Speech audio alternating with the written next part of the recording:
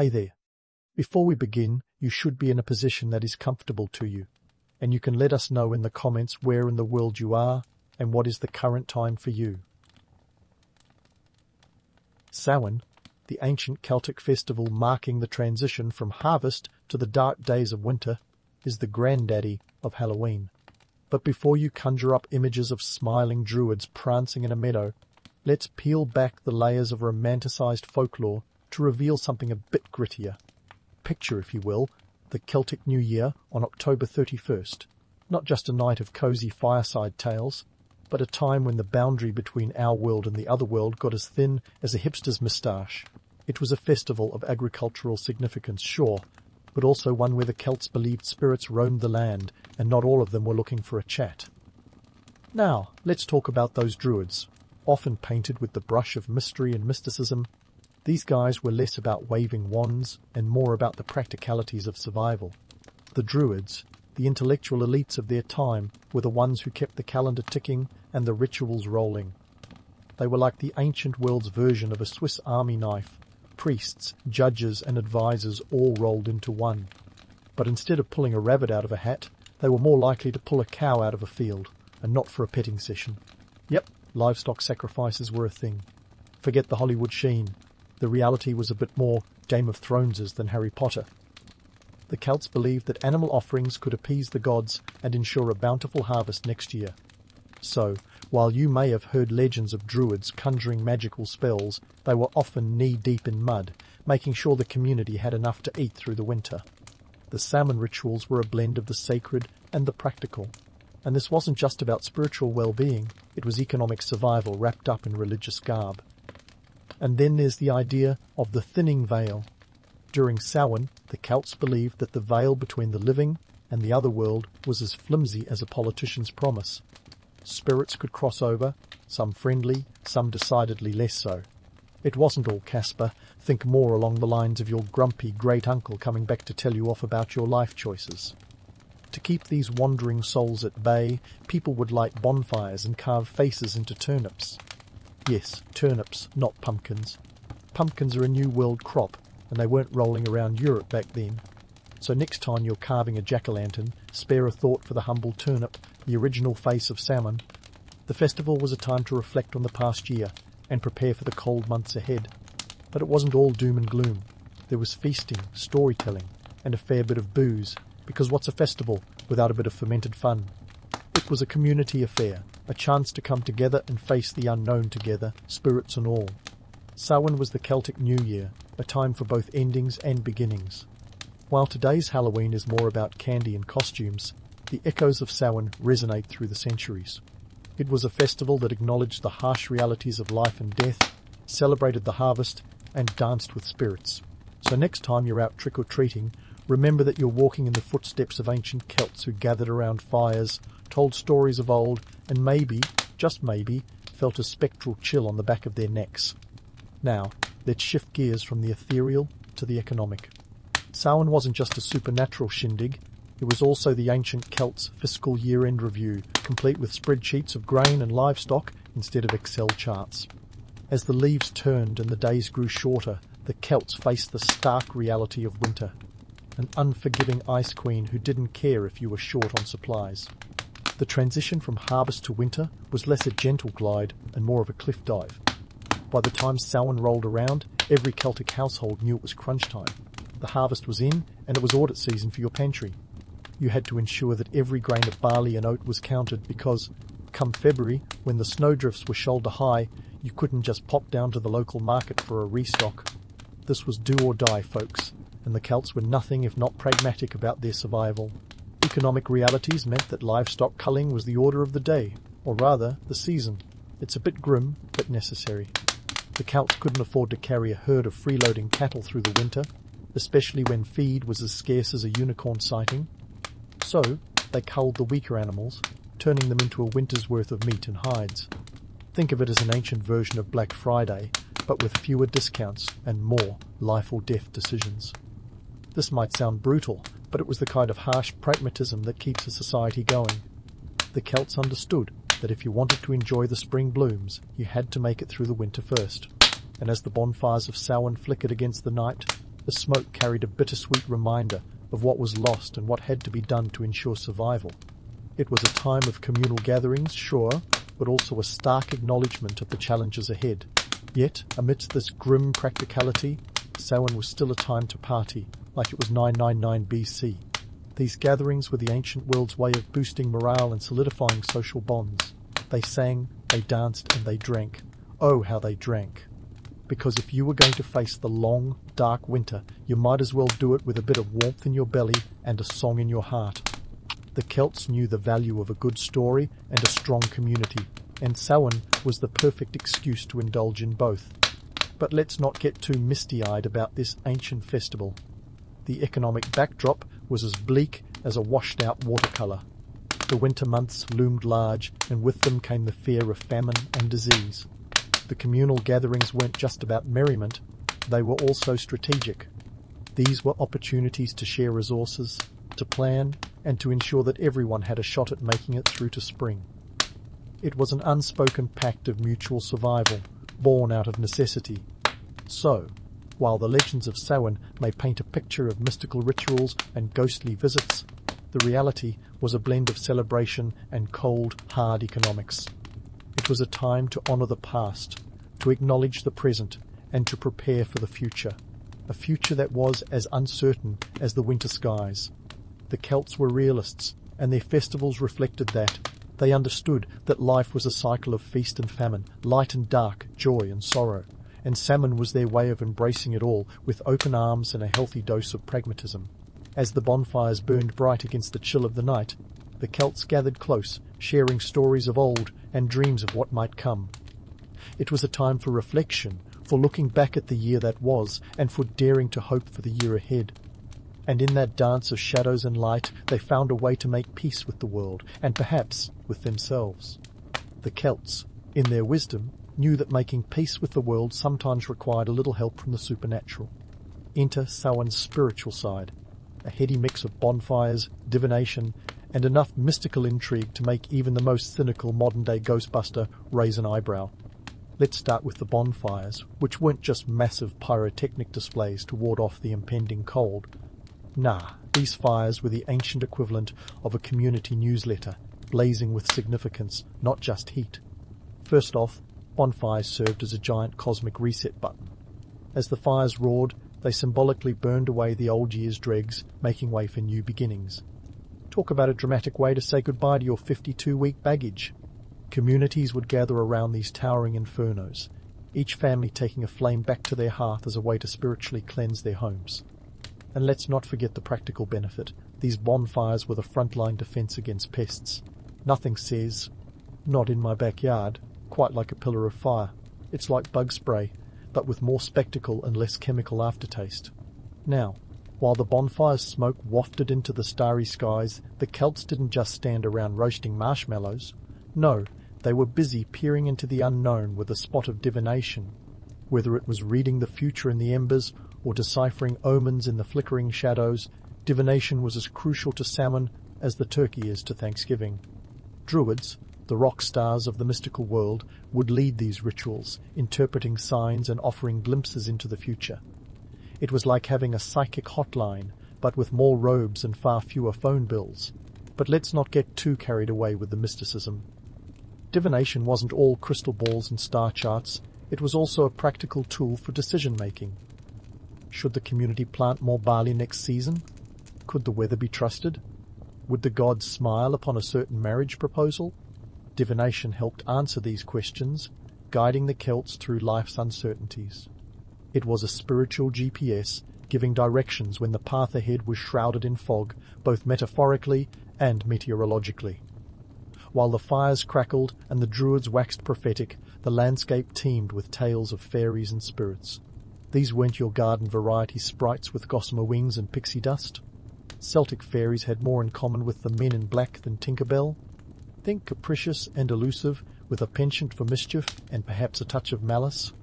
The Celts believed that during Samhain, the barrier between worlds was as thin as a cheap Halloween mask, allowing fairies and spirits to slip through the cracks. These otherworldly visitors weren't always welcome, mind you. Some were said to bestow blessings, while others might steal your livestock or your firstborn. It was a high-stakes game of supernatural roulette. These tales of spirits and fairies weren't just idle campfire stories. They served a social function, reinforcing societal norms and fears. The legends warned against greed, hubris, and disrespect for the natural world, acting as a moral compass for the community. It's like Aesop's fables, but with more ghostly apparitions and fewer talking animals. And while modern Halloween has traded these spectral tales for candy and costumes, the essence of those stories still lingers, a whisper from the past in every ghost story told around a flickering jack-o'-lantern. Speaking of which, let's talk about those jack-o'-lanterns, or their ancient equivalents, the turnip lanterns. Carving faces into root vegetables was more than just an ancient arts and crafts project. These lanterns were meant to ward off malevolent spirits, their grotesque grimaces serving as a supernatural keep-out sign. It's a tradition that's evolved over the centuries, but the core idea remains, a flickering light to guide the living and warn off the unwelcome dead. Now, as much as we might romanticize these tales of mystical creatures and spirit world crossings, they were born out of a very real fear of the unknown. The Celts lived in a world where life was precarious and the natural world capricious. Stories of spirits and fairies were a way to make sense of the inexplicable, to impose order on chaos. They provided a narrative framework for understanding events that defied logic, from unexpected deaths to bountiful harvests. It was a system of belief that soothed the psyche, offering explanations and, sometimes, comfort. But let's not get too misty-eyed. The pragmatic Celts knew that tales and rituals weren't enough to guarantee survival. Samhain was as much about community as it was about communion with the supernatural. These gatherings provided an opportunity to reinforce social ties, to share resources, and to strategize for the months to come.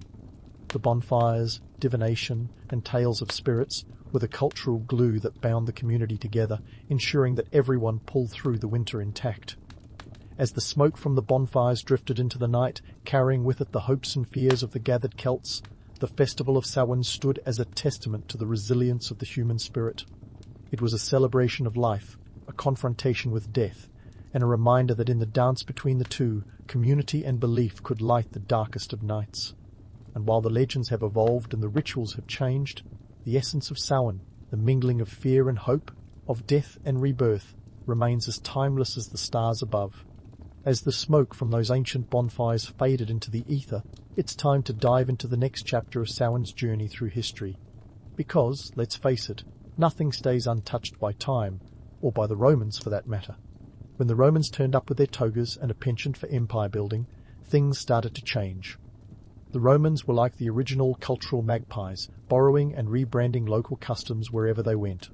And that's exactly what happened with Samhain. Picture the scene, it's the 1st century AD, and the Romans have waltzed into Celtic territory like uninvited guests at a party. The Celts are there, minding their own business, doing their yearly Samhain thing, when suddenly they're being told about this newfangled festival called Fireplace. This Roman festival, which occurred in late October, was a time to honour the dead and had a few similarities with Samhain. Coincidence? I think not. The Romans, with their love for a good merger, began to blend Samhain's traditions with their own. It's like when two TV series do a crossover episode, awkward but strangely compelling. Fast forward a few centuries, and along come the Christians, who were the historical equivalent of a corporate takeover. The Christian church had a knack for transforming local traditions into something that fit their narrative. And so, in the 7th century, Pope Boniface IV decided to get in on the action. He declared November 1st as All Saints' Day, a day to honour saints and martyrs. This wasn't just a random act of kindness, it was a strategic move. By placing a Christian festival right on the heels of Samhain, the Church hoped to overwrite the pagan celebrations with its own brand of spiritual significance. The Celts got to keep their fires and feasts, but the context shifted, a bit like rebranding a rock concert into a hymn sing. But wait, there's more. The Church wasn't done yet. In the 9th century, All Souls' Day was added to the mix on November 2nd, creating a 3-day feast of Christian observance known as All Hallowtide. If you're keeping track, that's All Hallows' Eve, All Saints' Day, and All Souls' Day. It's the historical equivalent of a long weekend, minus the beach trips. This was a clever political maneuver. a way for the church to absorb the pagan rituals into a Christian framework while still allowing the locals to indulge in their beloved traditions. It's a bit like letting your kids have candy for breakfast, but only if they promise to eat their vegetables later. As time marched on, these festivals continued to evolve, thanks in part to the medieval church's advertising campaign. Missionary work. Across Europe, Samhain's original customs were gradually transformed. The bonfires and divination started to take on a more subdued, Christian tone. The emphasis shifted from appeasing spirits and predicting the future to praying for the souls of the departed. The church had successfully turned a raucous, earthy celebration into a solemn religious observance. It's like taking a rock and roll anthem and turning it into a lullaby. Meanwhile, over in merry old England, the festival was picking up steam. By the 16th century, All Hallows' Eve had become a night of mischief and merrymaking, with souling and guising traditions taking root. Souling involved people going door to door offering prayers for the dead in exchange for food. Think of it as pre-trick-or-treating with a side of piety. Guising, meanwhile, saw people donning disguises to protect themselves from vengeful spirits, a precursor to the costumes we see today. It was part spiritual, part survival strategy, and all part of the cultural mosaic that Halloween was becoming. Now let's talk about that Atlantic leap. When Irish and Scottish immigrants arrived in America in the 19th century, they brought their Halloween traditions with them. And here's where things get even more interesting. Pumpkins. Yes, those iconic orange orbs that now define the season weren't part of the originally Celtic toolkit. Pumpkins were a New World crop, and American ingenuity soon found a way to hollow them out and carve them into the jack-o'-lanterns we know today. It's cultural adaptation at its finest, fueled by the American love of all things big and bold. By the early 20th century, Halloween was blossoming into the commercial powerhouse we recognize now. Stores began to sell pre-made costumes. Candy companies latched onto the holiday with the enthusiasm of a dog at a barbecue, and Halloween became less about spirits and more about sugar highs. Talk about a transformation. What began as a sacred festival with deep spiritual roots was now a technicolor extravaganza of costumes, candy, and commercialism. It's the kind of evolution that would make Darwin raise an eyebrow. And let's not forget the economic side of things. As Halloween grew, so did its economic impact. By the 21st century, Americans were spending over $9 billion annually on costumes, candy, and decorations. That's a lot of candy corn, folks. Halloween had become a key player in the retail calendar, a financial juggernaut that rivaled even Christmas in terms of consumer spending. The Celts, with their turnips and bonfires, could never have imagined such a thing. But here's the kicker. Despite all these changes, the heart of Samhain still beats beneath the surface of Halloween. The costumes, the communal gatherings, the sense of mystery and mischief, they all harken back to those ancient Celtic roots. It's a testament to the enduring power of tradition, even when wrapped in layers of cultural exchange and economic opportunism. So, as you slip into your costume and prepare to raid the candy aisle, spare a thought for those ancient Celts huddled around their fires, telling tales of spirits and the supernatural. Halloween may have taken on a life of its own, but its origins remain a fascinating blend of history, culture, and human creativity. And as we continue to celebrate, it's a reminder that even in our modern, fast-paced world, there's always room for a little magic and mystery. As Halloween continues to dazzle with its mix of mischief and candy corn, it's easy to forget the festival's roots in the gritty Celtic lands where Samhain first flickered to life. Picture those ancient Celts, rugged and resourceful, who'd probably raise a mug of mead to today's revelries while wondering who swapped their turnips for pumpkins. But the real marvel is how Samhain's legacy endures, weaving through the centuries like a ghostly thread connecting past to present.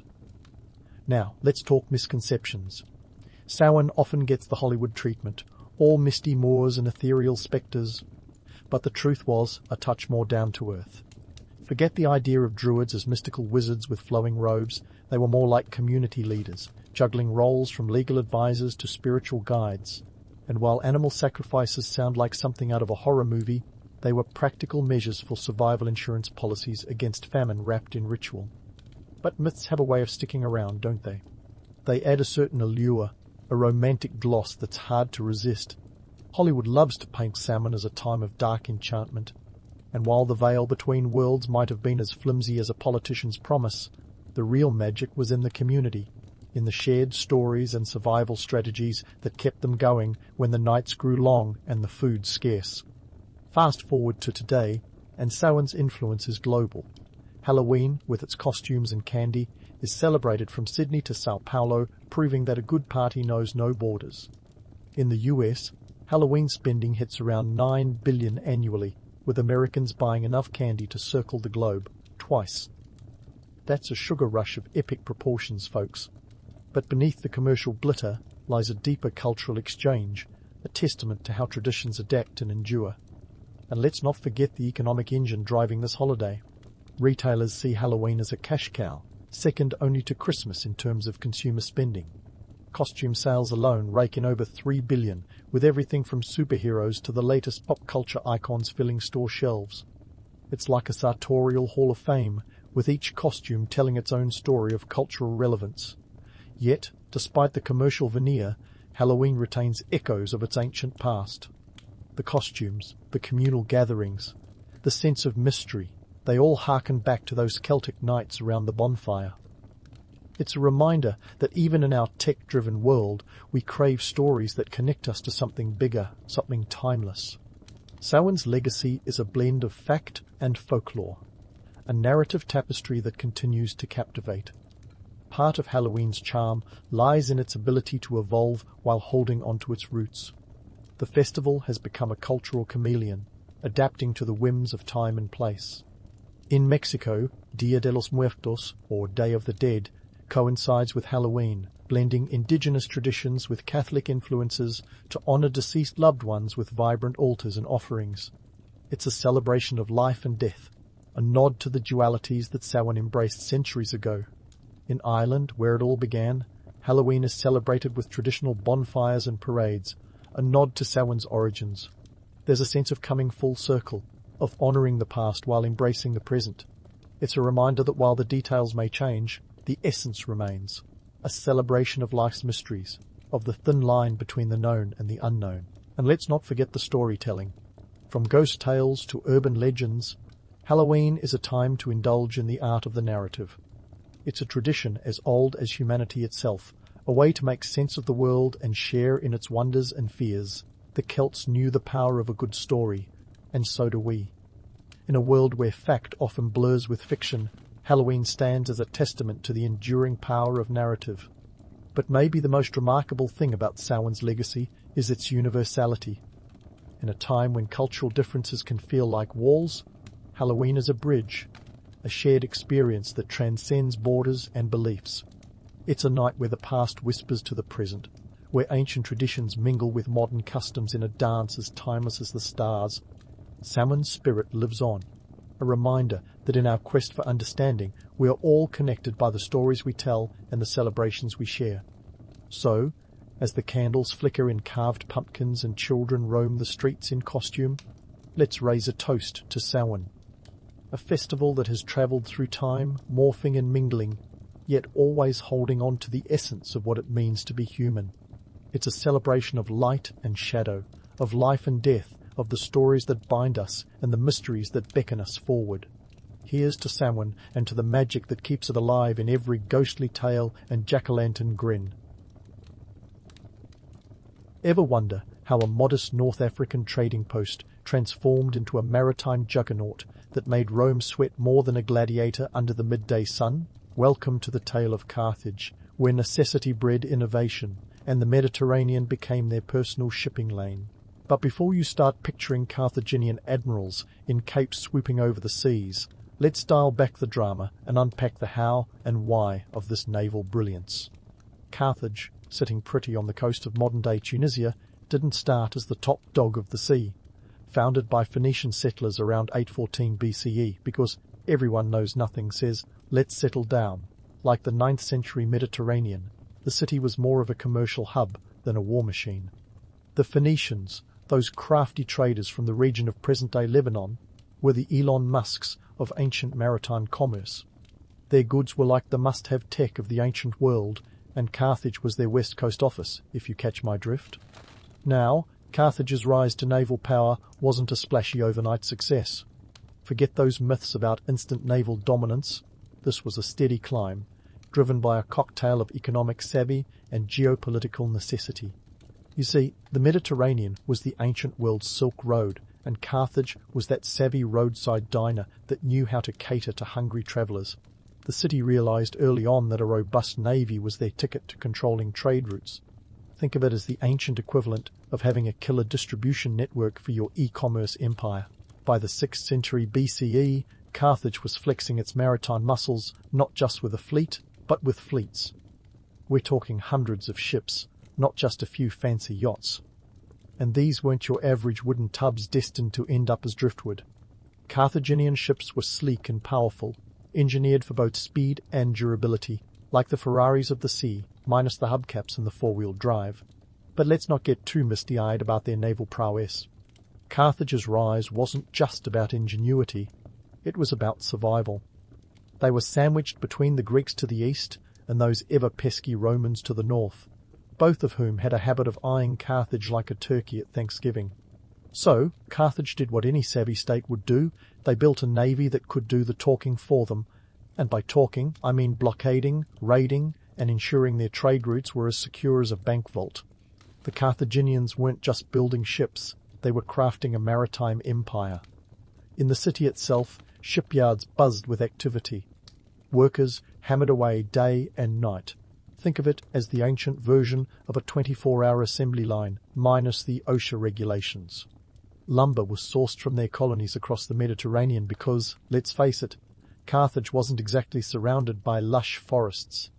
Instead, they turned to Sardinia, Sicily, and southern Spain for their timber needs, trading and occasionally strong-arming their way to the resources they required.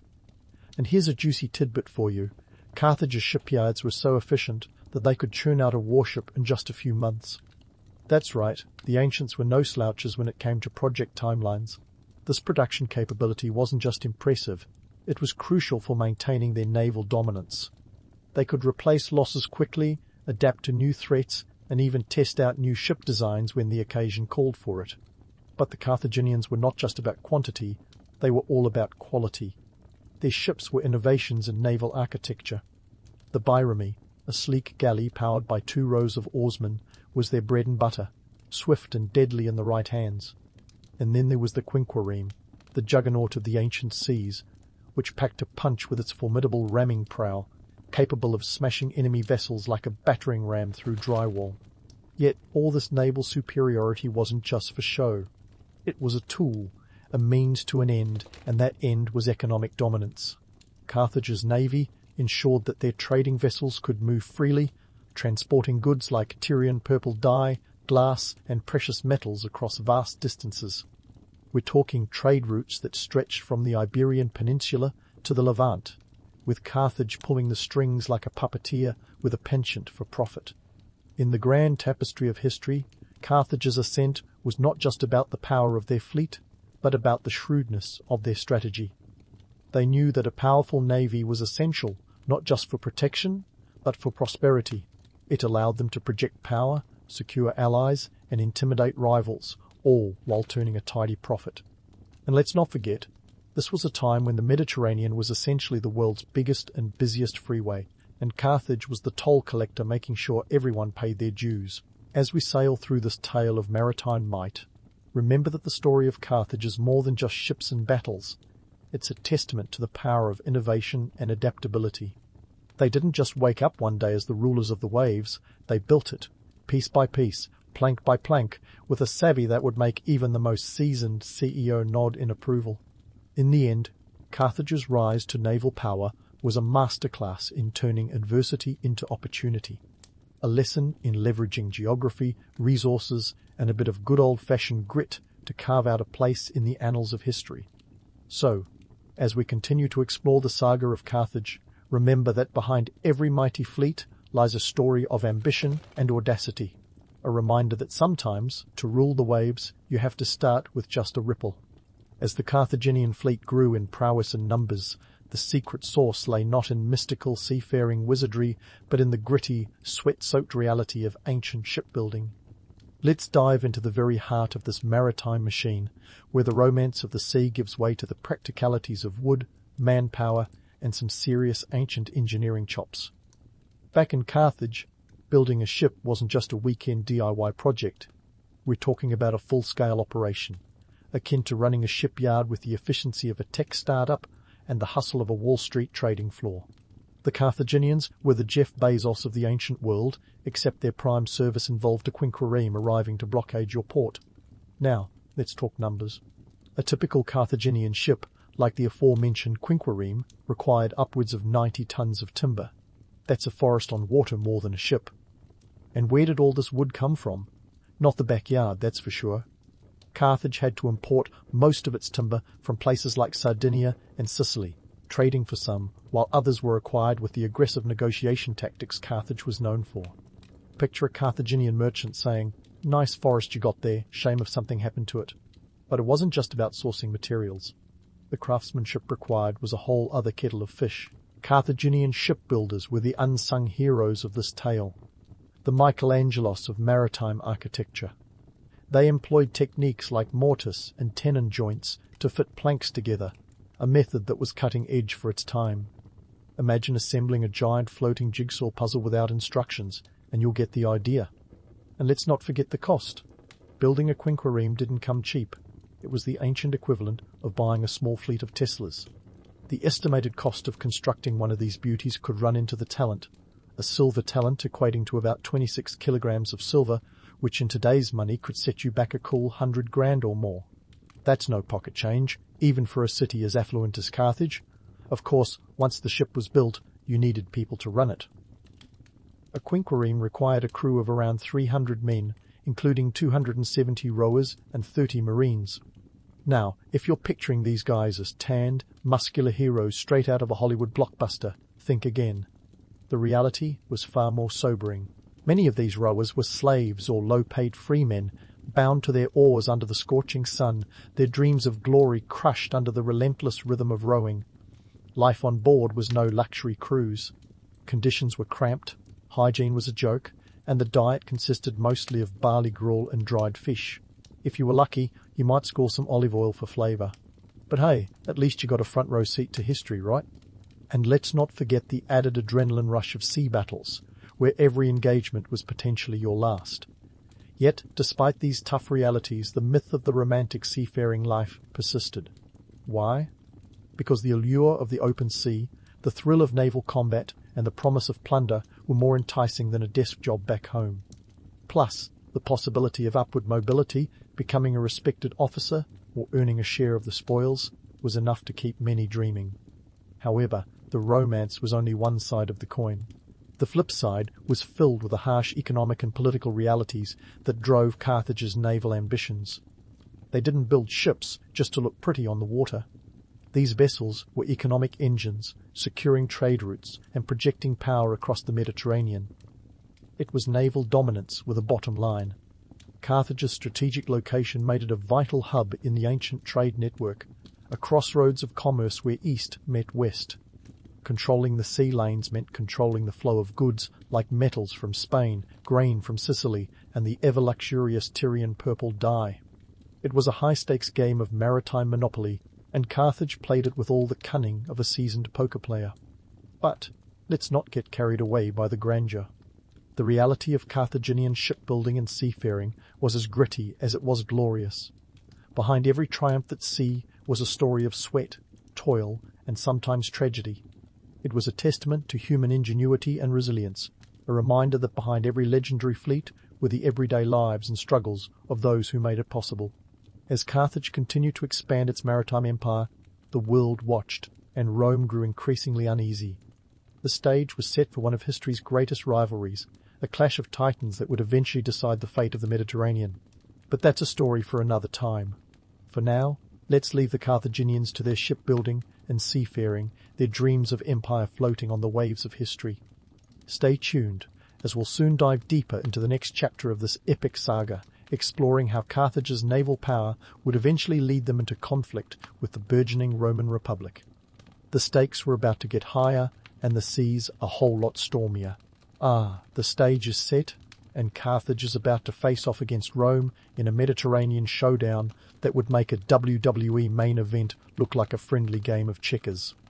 But before the first oar dips into the water for the inevitable plash, let's take a detour into the economic powerhouse that fueled Carthage's naval dominance. Spoiler alert, it wasn't just about ships, it was about money, honey, and lots of it. Carthage was sitting on a jackpot of wealth thanks to a trade network that spanned from the Iberian Peninsula to the far reaches of the Levant. Picture this. A web of trade routes as intricate as your grandma's knitting, with Carthage at the centre, pulling the threads. This wasn't just a bunch of ships floating around aimlessly, this was a well-oiled machine, with Carthaginian merchants acting as the Amazon Prime of the ancient world. Need silver from Spain? Check. Grain from Sicily? Double check. A splash of Tyrian purple dye to keep up with the latest fashion trends? You bet. Let's talk specifics. The Carthaginians had a knack for turning the mundane into moolah. Their trade in metals, particularly silver from the rich mines of Iberia, was a major cash cow. We're talking about mines that churned out silver like an ancient money printer set to overdrive. One of the most famous of these was the mines at Tarsus, in what is now southern Spain, which were producing around 300 talents of silver a year by the 4th century BCE. To put that in perspective, that's close to 8,000 kilograms of silver annually, enough to build a Scrooge McDuck-style money bin or fund a few dozen quinqueremes if you're into that sort of thing. But it wasn't just about the bling. Carthage's economic engine ran on a diverse portfolio that would make any modern economist proud. They traded in everything from textiles to ceramics, with their craftspeople producing goods that were the envy of the Mediterranean. Carthaginian glassware, for instance, was a hot commodity sought after from the shores of Africa to the markets of Greece. And let's not forget the agricultural products. Sicily, often referred to as the breadbasket of the ancient world, provided Carthage with ample grain supplies, ensuring their sailors were well fed and ready for action, or as ready as one could be on a diet of barley gruel and salted fish. Now, it's easy to get caught up in the romantic notion of Carthage as a city of endless wealth, where gold flowed as freely as the wine in their banquets.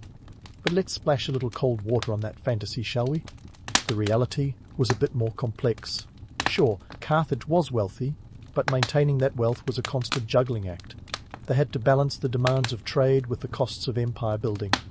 Running a naval fleet wasn't exactly cheap, and neither was keeping those pesky Romans at bay. And then there were the political realities. Carthage was a republic, but not the kind you'd recognize today. Their political system was a mix of aristocracy and oligarchy, with power concentrated in the hands of a few wealthy families. Imagine a boardroom full of CEOs making decisions about state policy, and you've got a pretty good picture of Carthaginian politics. These ruling elites weren't just in it for the glory, they had their eyes firmly on the bottom line. Every decision made, whether it was to engage in trade, to expand territories, or to go to war, was weighed against its economic impact. This brings us to the heart of Carthage's economic engine, its ports. Carthage's strategic location on the North African coast gave it access to some of the busiest sea lanes in the ancient world. The city itself boasted a harbour that was the envy of the Mediterranean, with docks capable of sheltering hundreds of ships. This wasn't just a place to park your quinquereme, it was a bustling hub of commerce, where goods flowed in and out like clockwork. The harbour was divided into two sections, one for military vessels and another for merchant ships, a testament to how closely intertwined trade and military power were in Carthaginian society. Of course, all this wheeling and dealing didn't go unnoticed. The Romans, ever the opportunistic observers, watched Carthage's rise with a mix of envy and apprehension. To them, Carthage's wealth was as alluring as a siren's call, and its control over key trade routes was a thorn in their burgeoning empire's side. This economic rivalry would soon morph into a full-blown contest for regional supremacy, setting the stage for the Punic Wars, a series of conflicts that would forever alter the course of history. But before we dive headfirst into the drama of Rome versus Carthage, let's take a moment to appreciate the audacity of Carthage's economic strategy. Here was a city that dared to dream big, leveraging its strategic location and maritime prowess to build an empire of trade. It was a city that understood the power of commerce and used it to carve out a place among the great powers of the ancient world. And while it's tempting to get swept up in the romance of Carthage as a glittering beacon of wealth and power, the truth is far more nuanced. Behind every silver ingot and every ship that sailed, there was a story of ambition, resilience, and a bit of good old-fashioned grit. As Carthage continued to ride the waves of prosperity, the Romans were busy scheming, plotting, and preparing to make their move. The Mediterranean, once a sea of opportunity for the Carthaginians, was about to become a battleground, a stage for one of history's most epic rivalries. But that, my friends, is a tale for another day. For now, let's leave Carthage in the golden glow of its zenith, a maritime powerhouse with an economic engine that roared louder than 1,000 ships. Keep your life jackets handy, though. The seas ahead are about to get a lot choppier. As Carthage basked in its golden age, riding the high seas with a fleet that would make any ancient power green with envy, there was another player on the Mediterranean stage, sharpening its triremes: Rome.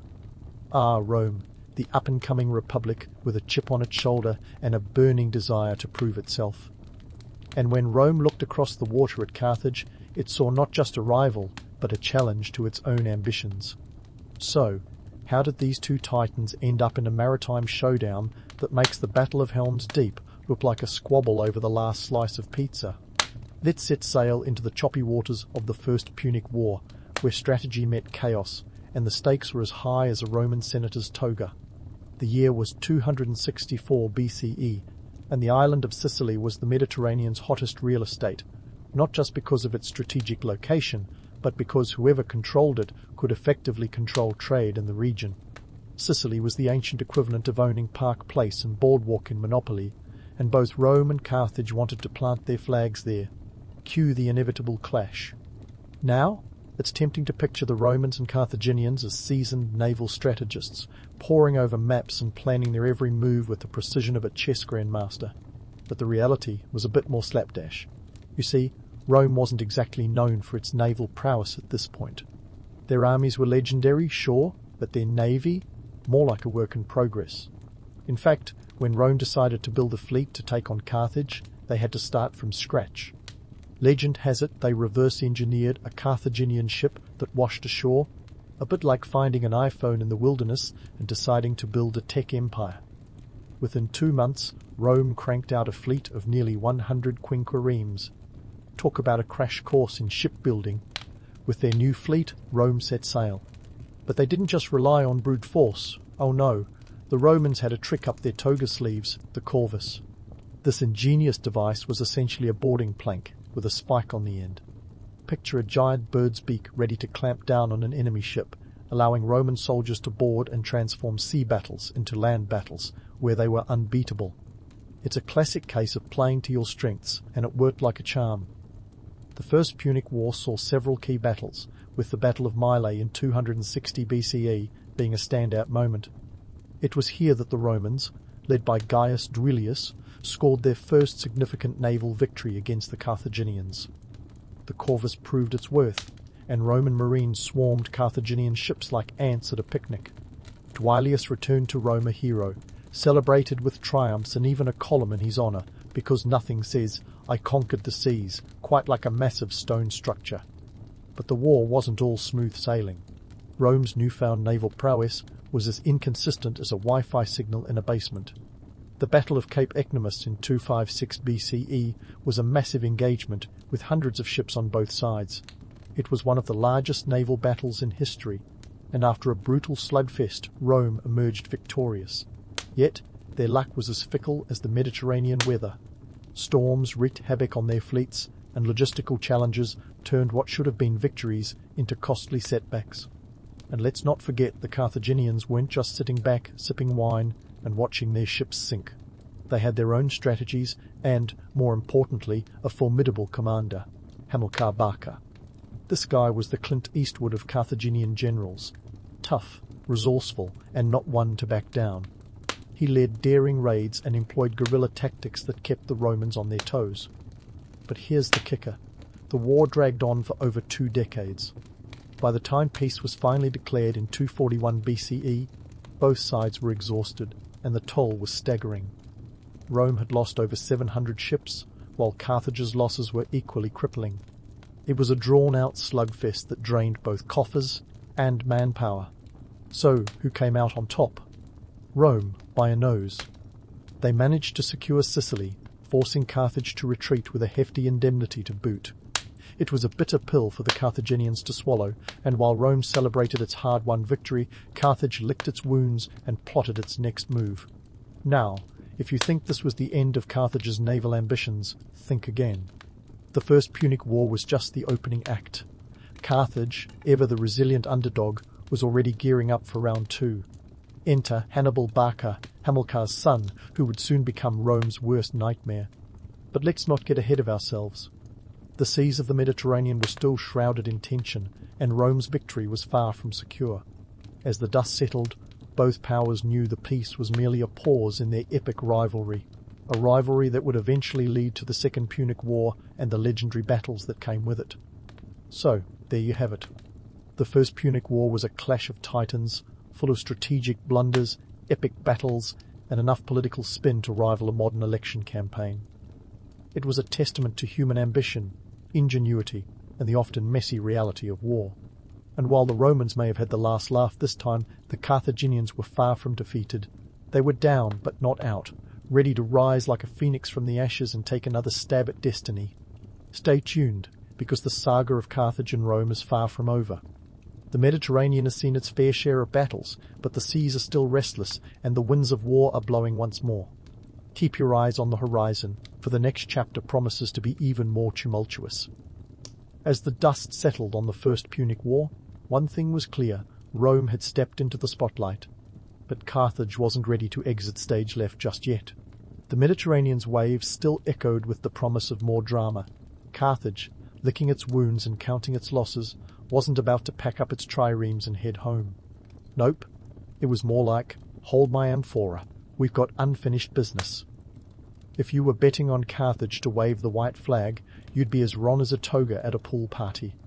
The city was a phoenix, and its wings were made of strategy and resilience.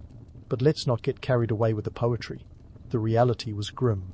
Carthage faced a hefty indemnity, losing Sicily, the Mediterranean's golden goose, to Rome. The losses were as bitter as a cup of bad wine, and the city needed to recalibrate its compass. Enter Hannibal Barca, a name that still makes Roman historians break out in a cold sweat. Hamilcar's son was a force of nature, a military genius with a vendetta as sharp as his tactics. His audacious crossing of the Alps with elephants in tow was the kind of move that made generals either cheer or reconsider their career choices. But we're getting ahead of ourselves. Let's hit pause on the elephant parade and focus on Carthage's naval decline.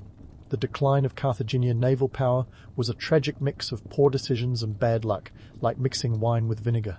After the First Punic War, Carthage's resources were stretched thinner than a Roman senator's patience during tax season. They were forced to divert funds to pay off war debts, leaving their once mighty navy to rust. Maintaining a fleet wasn't just costly, it was a financial black hole.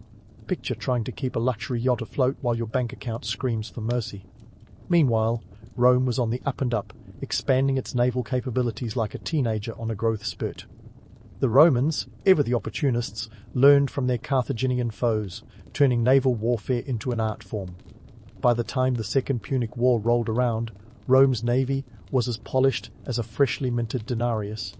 Carthage, on the other hand, was struggling to keep pace, its naval prowess a shadow of its former glory. Political instability didn't help. Carthage's government was as stable as a ship in a storm, rocked by internal strife and power struggles. The ruling elite, more interested in their own wealth than national security, squabbled like cats over a fishbone. This lack of cohesion meant that strategic decisions were often delayed or bungled, much to Rome's delight. And let's not forget external pressures. Rome was relentless, a juggernaut of expansion that saw Carthage's decline as an opportunity rather than a tragedy. The Romans were like the original corporate raiders, seeing every Carthaginian setback as a chance to tighten their grip on the Mediterranean. They played their cards with the cunning of a poker shark, leaving Carthage to fold under the pressure. But despite these setbacks, Carthage's legacy as a maritime power is as indelible as a tattoo on a sailor's arm. Their innovations in ship design and navigation set standards that would influence naval warfare for centuries. The quinquereme, with its sleek lines and powerful prow, was a testament to Carthaginian ingenuity, a floating fortress that commanded respect even in decline. So, what lessons does the tale of Carthage hold for modern maritime powers? For starters, never underestimate the importance of economic stability. A mighty fleet is only as strong as the economy that supports it. Carthage's financial woes were a cautionary tale, a reminder that even the strongest navy can flounder without solid fiscal backing. Moreover, Carthage's story underscores the need for political unity. Internal divisions can sink a fleet faster than enemy fire. In today's world, where political polarization often dominates the headlines, Carthage's fate serves as a stark warning of the dangers of disunity. And let's not overlook the power of innovation. Carthage's shipbuilding techniques were groundbreaking, a reminder that staying ahead of the technological curve is crucial in maintaining naval superiority. In an era where technology evolves faster than a Roman chariot in a drag race, the lesson is clear: innovate or become obsolete. Finally, Carthage's decline is a testament to the relentless march of history, a narrative where even the most formidable powers can be eclipsed. Yet, in the ebb and flow of empires, Carthage's maritime might remains a beacon of what can be achieved with vision, determination, and a dash of audacity. As we lower the sails on this saga, let's leave you with a thought: the seas may change, but the lessons of history are as constant as the tides. Carthage's story is a reminder that in the grand theatre of history, every empire, no matter how mighty, is but a chapter in the endless tale of human ambition. So, the next time you find yourself staring at the horizon, remember Carthage, a city that rose and fell with the waves, leaving a legacy as vast as the sea itself. In the beginning, there was mud, and a whole lot of it. Welcome to Mesopotamia, the cradle of civilization, where agriculture first decided to make its grand debut around 10,000 BCE. But before you start picturing a lush paradise with rainbows and unicorns, let's set the record straight. Farming in Mesopotamia was more like wrestling with nature while trying not to drown in river silt. Nestled between the Tigris and Euphrates rivers, Mesopotamia was the kind of place that could laugh in the face of your weather app. One day you'd have scorching heat, and the next a deluge worthy of Noah's Ark. Yet unperturbed by Mother Nature's mood swings, ancient farmers here were up for the challenge. After all, necessity is the mother of invention, and these folks were downright inventive. They turned the chaotic floodwaters into a system of irrigation that was nothing short of genius, or perhaps madness, depending on the day. These early agronomists didn't just stand around hoping for rain. No, they dug canals, and lots of them. Imagine a network so intricate that it could make your local highway system look like a toddler's train set. Around 2900 BCE, these canals stretched for miles, transforming arid land into fertile fields. They even built levees and reservoirs, essentially turning the landscape into a massive water management project. And they did all this with tools that would make a modern farmer weep: wooden ploughs, stone sickles, and sheer determination. But let's not get too romantic. Farming in Mesopotamia wasn't a pastoral dream. It was back-breaking labor under a blazing sun, with a side of backhanded politics. The rivers, while life-giving, were also prone to destructive floods that could wipe out entire harvests. Imagine spending months growing barley, only to see it washed away in a matter of hours. It was as if the Euphrates itself had a personal vendetta against your dinner plans.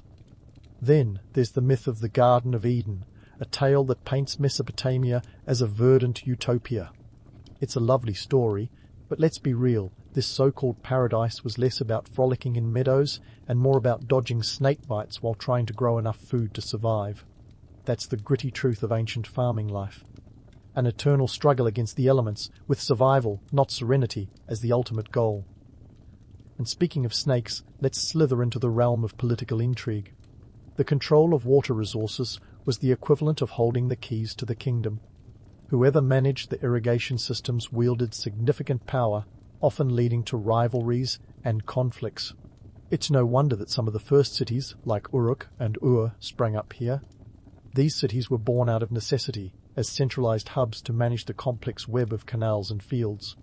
The Sumerians, one of the earliest inhabitants of this region, knew that cooperation, or perhaps coercion, was the only way to keep the waters flowing and the crops growing. But the Sumerians were no fools. They documented their agricultural exploits on clay tablets, the Instagram of their day. These tablets reveal a society deeply invested in agriculture, with records of crop yields, land transactions, and even agricultural hymns. Yes, hymns, because if you're going to toil in the sun, you might as well sing about it. They praised their deities for bountiful harvests, hoping to curry favour with those who controlled the rain and the floods. Now, if you're wondering what they were growing besides existential dread, let's talk crops. Barley was the star of the Mesopotamian menu, making up the bulk of their diet. Wheat, flax, and dates also made appearances, each playing a vital role in the economy. Barley was used for everything from bread to beer, a staple that kept spirits high even when the harvest was low. And let's not underestimate the power of a good pint. It was practically liquid bread, essential for nutrition and morale. As we dig deeper into this ancient world, it's clear that agriculture was more than just planting seeds and hoping for the best. It was an intricate dance with nature, politics, and survival. Mesopotamian farmers laid the groundwork for future civilizations, turning chaos into cultivation and mud into a masterpiece.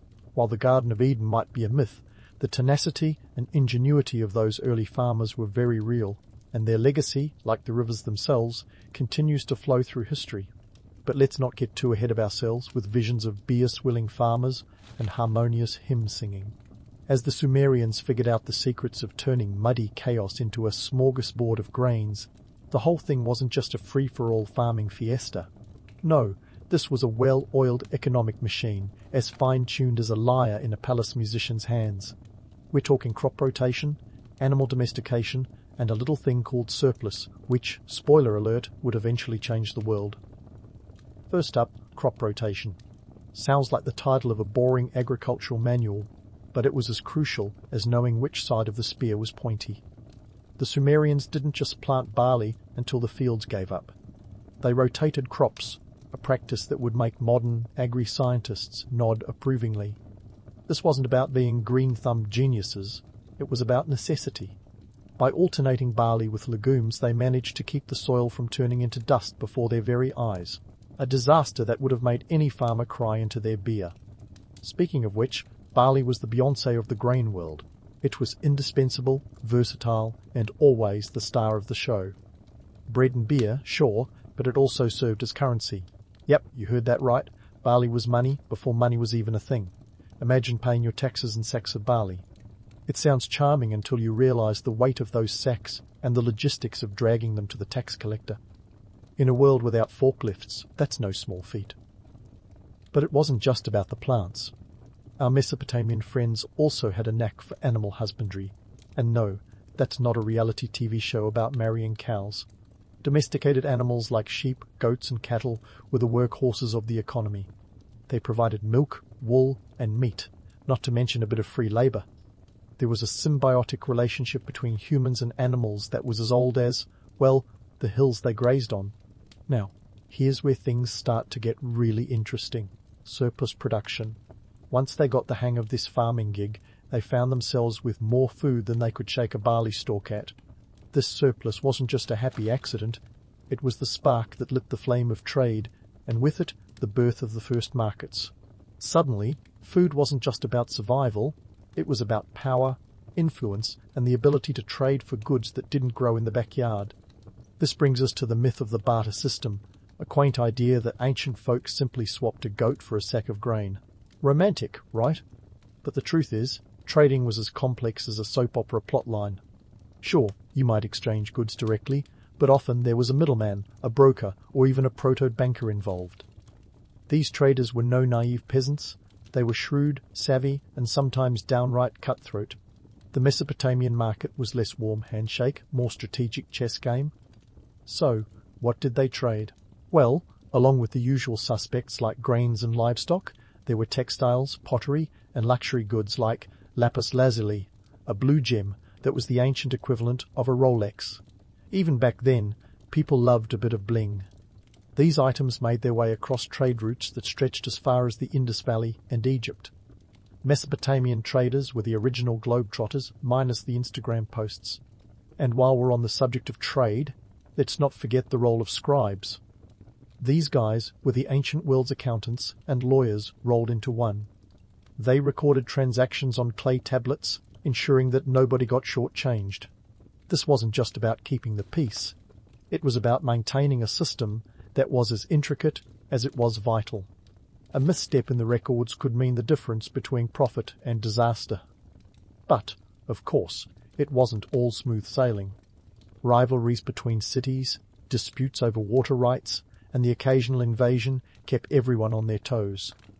In this world, power was as fluid as the rivers themselves. Whoever controlled the trade routes and the flow of goods wielded substantial influence. It's a tale as old as time. Those who control the resources control the narrative. In the end, Mesopotamian agriculture was more than just the backbone of a civilization. It was the engine that propelled it forward. The Sumerians, with their canals and crop rotations, their barley and their bustling markets, laid the foundation for an economic system that would evolve over millennia. They turned mud into gold, crafting a legacy that would ripple through history like the waters of the Tigris and Euphrates. As we continue to explore this ancient world, remember, the truth, like a well-tended field, is often more complex and fertile than we first imagine. As the Mesopotamians mastered their muddy empire, the landscape of power was shifting faster than a river in flood season. Agriculture wasn't just the sustenance of life, it was the currency of power. Enter the city-states, those bustling hubs like Uruk and Ur, each vying for supremacy in a world where holding the irrigation reins was akin to owning the keys to the kingdom. Picture a time when the control of water could make or break a ruler, sort of like being the only house on the block with a working Wi-Fi password. Uruk, the oldest of these city-states, wasn't just a place, it was a living, breathing powerhouse. By 3000 BCE, it boasted a population of about 50,000, a metropolis by ancient standards. It was the New York City of its day, minus the skyscrapers, but with plenty of ziggurats. These step pyramids weren't just architectural wonders, they were political statements. Built to impress the gods and the neighbors, they declared, "We have the resources and the workforce to build this, so don't mess with us." But the real drama unfolded in the control of land and water. It's a tale as old as civilization itself. Whoever controlled the canals controlled the crops, and whoever controlled the crops controlled the people.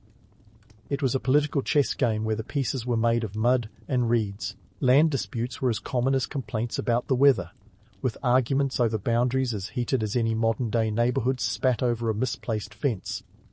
Enter Hammurabi, the king of Babylon, who ruled from 1792 to 1750 BCE.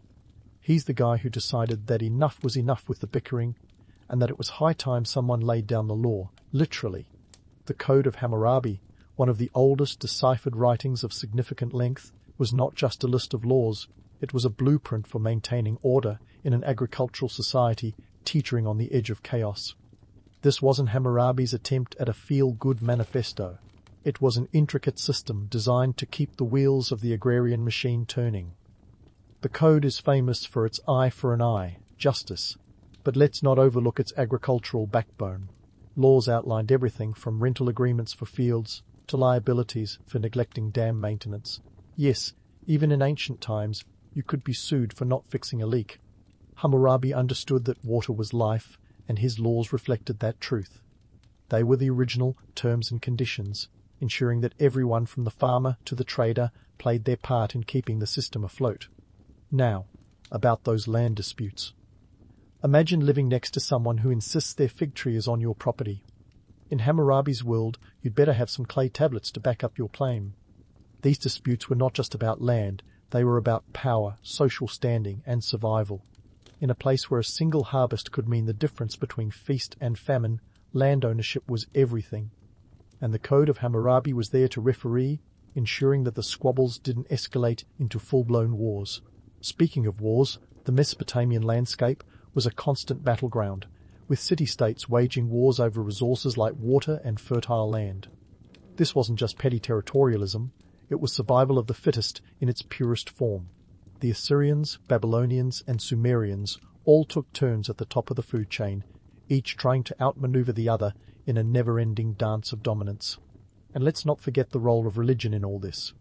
The gods were as much a part of the political landscape as any king or military leader. Temples controlled vast tracts of land and were some of the wealthiest institutions around. They weren't just places of worship. They were economic powerhouses. collecting tithes and engaging in trade. The priests held sway over both the spiritual and the agricultural realms, making them key players in the political game. So, while Mesopotamia might have been the cradle of civilization, it was no cradle of peace.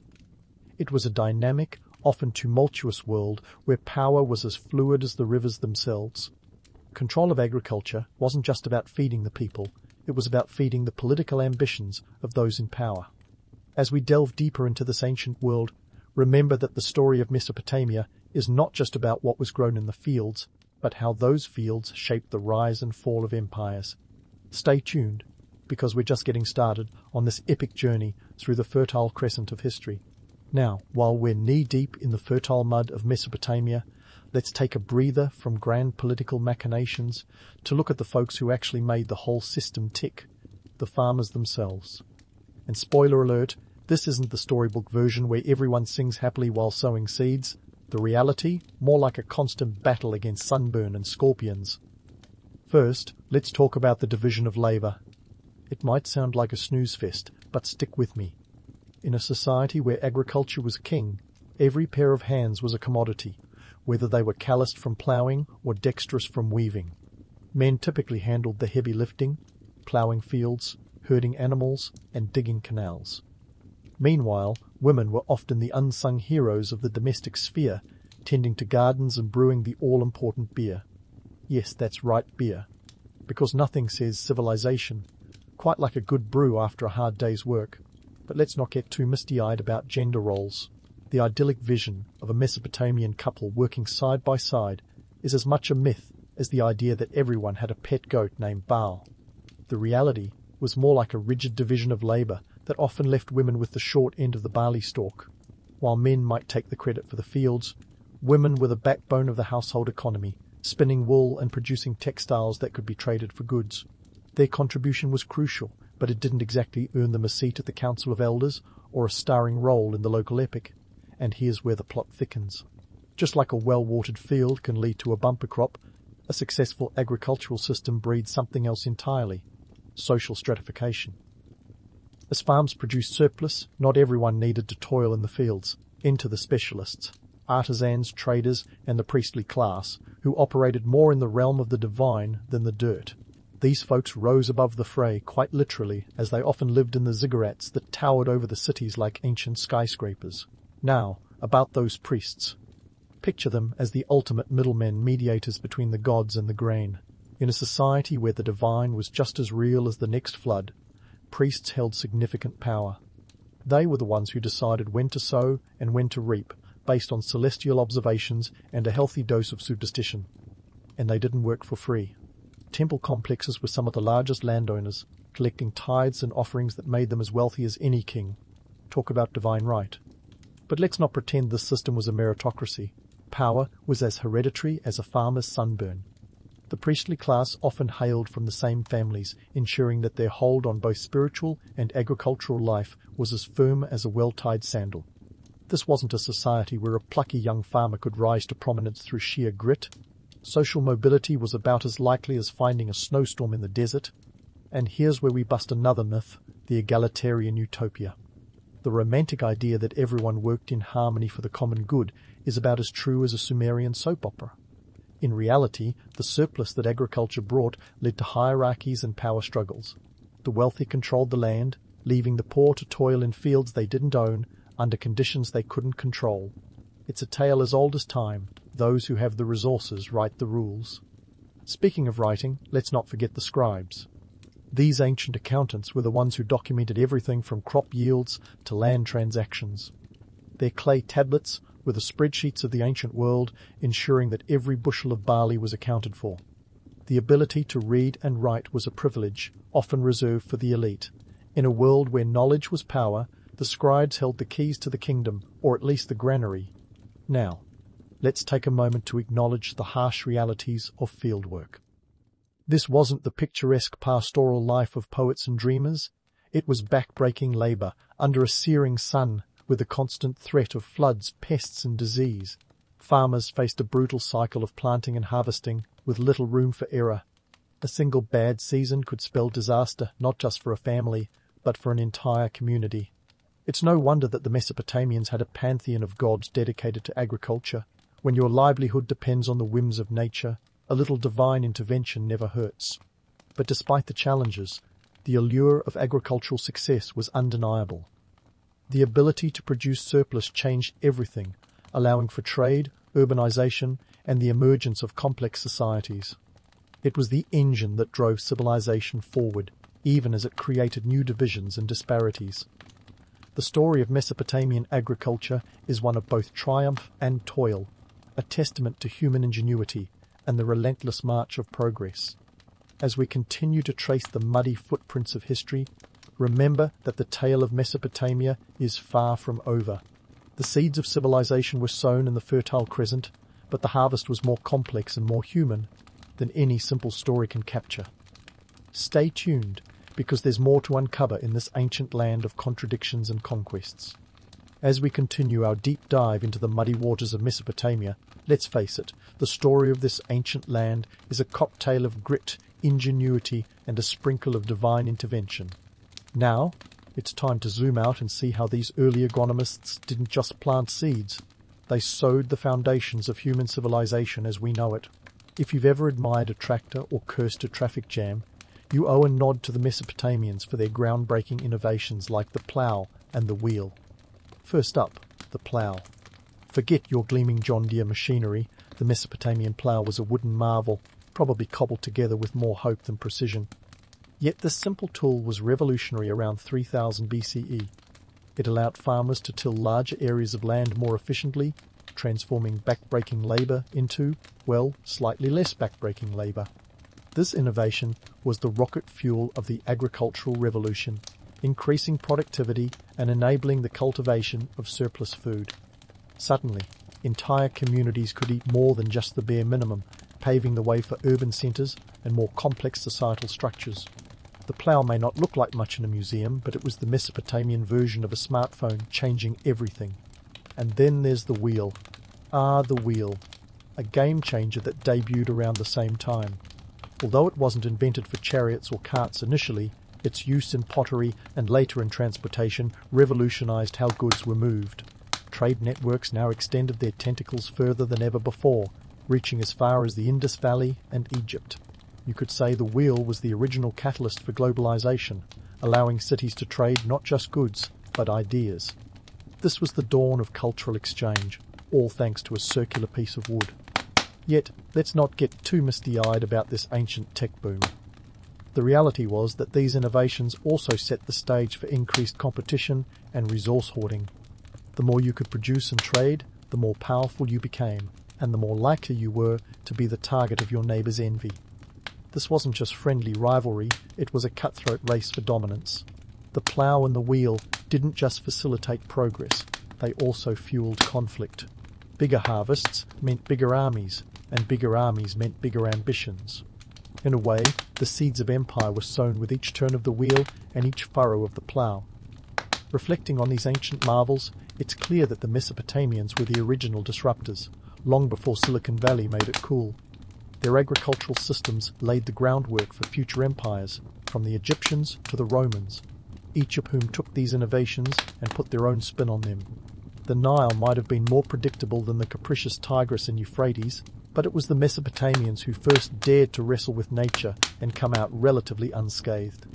Fast forward a few millennia, and the legacy of these early pioneers is still palpable. Modern agriculture, with its GPS-guided tractors and genetically modified crops, is but an extension of the ingenuity first sparked in the Fertile Crescent. Yet, even now, farmers grapple with challenges that would be all too familiar to a Sumerian, unpredictable weather, water rights, and the ever-present spectre of resource depletion. It's as if the more things change, the more they stay the same. Sure, we may not have to dodge scorpions in our fields, but modern farming is no less a balancing act between nature and necessity. And let's not forget the human element, those timeless struggles for power and control. In today's world, it's not city-states, but multinational corporations that hold sway over food production and distribution. The battles have shifted from muddy fields to boardrooms, but the stakes remain just as high. Who controls the seeds controls the food, and who controls the food controls the world. It's a narrative as old as time, playing out with new props and new players, but echoing the same themes that danced through the ziggurats of ancient Uruk. So, as you sit down to your dinner tonight, spare a thought for those ancient farmers who turned mud into a masterpiece. Their struggles and triumphs echo through the ages, a testament to human tenacity and the relentless drive to innovate. Whether you're a farmer battling pests or a desk jockey battling spreadsheets, the essence of Mesopotamia's legacy is clear. The pursuit of progress is a messy affair, but it's the only game worth playing. In the end, the story of Mesopotamian agriculture is one of both romance and reality. It's a tale of innovation born from necessity, of civilizations rising from the mud, and of human nature's unyielding quest for growth. As we close the chapter on this ancient saga, remember that while the tools and technologies may have changed, the human drive to cultivate, to conquer, and to create remains as unyielding as it was in the days of the plough and the wheel. So, here's to the Mesopotamians, the original trailblazers in a world that continues to spin on the wheel they set in motion. In the grand tapestry of human history, medieval dating and courtship aren't exactly the most romantic threads woven into it. It's less of a Romeo and Juliet scenario and more of a spreadsheet balancing act. Forget the violins and candlelit dinners. Think more about account ledgers and land deals. Yes, dear friends, while today's rom-coms might have you dreaming of spontaneous love affairs, the reality of medieval matchmaking was more a case of what's in your wallet, rather than what's in your heart. Let's dive into the not-so-spontaneous world of arranged marriages. We're talking about a time when love was often spelled L-A-N-D. See, your medieval marriage wasn't just a personal affair, it was a public, economic and political alliance, sometimes brokered as seriously as a modern corporate merger. If you wanted to marry well, you didn't need a good Spotify playlist. You needed a solid portfolio and a dowry that could make a grown nobleman swoon. Speaking of dowries, let's talk numbers. In the Middle Ages, the average dowry for a moderately wealthy bride ranged from 50 to 100 shillings. To put that in perspective, a skilled craftsman might earn about 4 shillings a week. So, a dowry was no small change. It was more like a medieval Kickstarter for your new life together, often funded by the bride's family. And if you were thinking of skipping the dowry to elope out of love, well, you'd better have a backup plan, because that usually meant a one-way ticket to Poverty Town. This wasn't a world where Cupid whimsically shot arrows. The matchmaking process was more akin to a boardroom negotiation. Families would huddle together, assessing the assets, land, and titles on both sides, making sure the union was as beneficial as possible. It wasn't uncommon for parents to arrange marriages when their children were still in the cradle. Yes, little Johnny could already be betrothed to baby Mary before either of them had even mastered the fine art of walking. Romantic, huh? Now, about the wedding feast. Let's not sugarcoat it. If you think modern weddings are expensive, imagine footing the bill for an entire village. That's right, a high-status medieval wedding was often a community affair, with guests numbering in the hundreds. The cost of feeding that many mouths could rival the GDP of a small town. And why the extravagance? Because marriage was a public declaration of wealth and power, a chance to show off your family's status in a society that measured power in livestock and arable land. But let's not be too cynical. While marrying for love wasn't the norm, it didn't mean affection couldn't blossom after the ink on the marriage contract had dried. Couples often found companionship and even love over time, bonded by shared responsibilities and the occasional medieval Netflix binge-if, Netflix for sheep counting and harvest planning. In this world, love letters weren't scrawled under moonlight with quill and ink, but rather marriage contracts were drafted with the precision of a lawyer's hand. And while the idea of marrying purely for love might seem like a fairy tale, it was a practical approach to ensuring the prosperity and safety of families and future generations. So, next time you're flipping through a dating app, remember that your medieval ancestors were busy flipping through property deeds. The economics of love were as central to medieval marriage as they are today, just wrapped up in different packaging. While we might chuckle at the thought of love being more about land than longing, it's a reminder that every era has its own brand of romance, shaped by the world it inhabits. And who knows, maybe medieval courtship has its own kind of charm if you're into estate planning. While we muse over medieval courtship's unique charm, let's pivot to the nitty-gritty of wooing, because, believe it or not, there was a process. First on the agenda, the church and community playing matchmaker. Yes, you heard it right. Forget swiping left or right. Back then, you had the local clergy and the ever-curious villagers doing the matchmaking for you. It might sound quaint, but their involvement was crucial. The church didn't just oversee spiritual affairs, it was the medieval version of LinkedIn, ensuring alliances were as holy as they were strategic. Now, before you picture a medieval priest playing Cupid with a bow and arrow, let's clarify. The church was less about love potions and more about moral and legal oversight. Clerics blessed unions, but they also made sure nobody was marrying their cousin twice removed, a common concern in small, insular communities. And with the church's blessing came the community's watchful eyes. Imagine getting married with the entire village as your audience. No pressure. If the church was the gatekeeper, the community was the peanut gallery. The village square was the medieval marketplace, a hub of gossip, bartering, and, yes, matchmaking. Picture it as the bustling, earthy precursor to your local coffee shop, minus the Wi-Fi, but plus a lot more livestock. Here, families would negotiate marriages like market deals, with as much haggling over dowries as over the price of a plump chicken. Enter the wooing process, which wasn't exactly candlelit dinners and serenades. The medieval suitor had to show his worth, often literally. Gift-giving was an art form, with presents ranging from practical items like embroidered gloves, because nothing says romance like warm fingers, to more lavish offerings like jewelry. These tokens weren't just about courtship, they were investments. A well-chosen gift could sway a family's opinion as effectively as a modern-day marketing campaign. But let's not get too carried away with the idea of medieval gift-giving as a romantic gesture. It was more like a strategic move in a game of chess. The gifts served to remind the bride's family of the suitor's economic stability and social standing. After all, you wouldn't want your daughter marrying someone who couldn't keep her in pottage and ale. And let's not forget the public declarations. Imagine standing in the marketplace, proclaiming your love while the butcher and baker cast judgmental glances. Talk about pressure, and what of the chivalry we hear so much about? Courtly love, with its knights and fair maidens, seems oh so romantic. But scratch the surface, and you'll find political alliances wrapped in poetic verses. Knights penned love songs not just to woo, but to align themselves with powerful families. It was less about whispering sweet nothings, and more about ensuring your estate wasn't reduced to nothing. The troubadours sang of undying devotion, but the reality was often more about undying alliances. Chivalry was a code, sure, but it was also a strategy. Knights pledged loyalty to their ladies, but these ladies were often married to someone else. Courtly love was an open secret, a socially acceptable way to forge political bonds. It wasn't just about swooning over a lady's beauty, it was about securing your place in a feudal hierarchy that could be as cutthroat as it was hierarchical. So, the next time you picture a knight in shining armor, remember that his armor was often polished with the sweat of political ambition. The romance was there, but it was layered with the practicalities of social climbing. In a world where alliances could be as fragile as a peace treaty, a noble heart was often tempered with a pragmatic mind. As we unravel these layers, it becomes clear that medieval courtship was less about the heartstrings and more about the purse strings.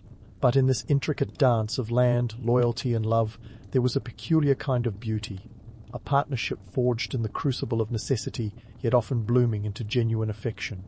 So, if you find yourself nostalgic for a time of knights and fair maidens, remember that their tales were as much about strategy as they were about sentiment.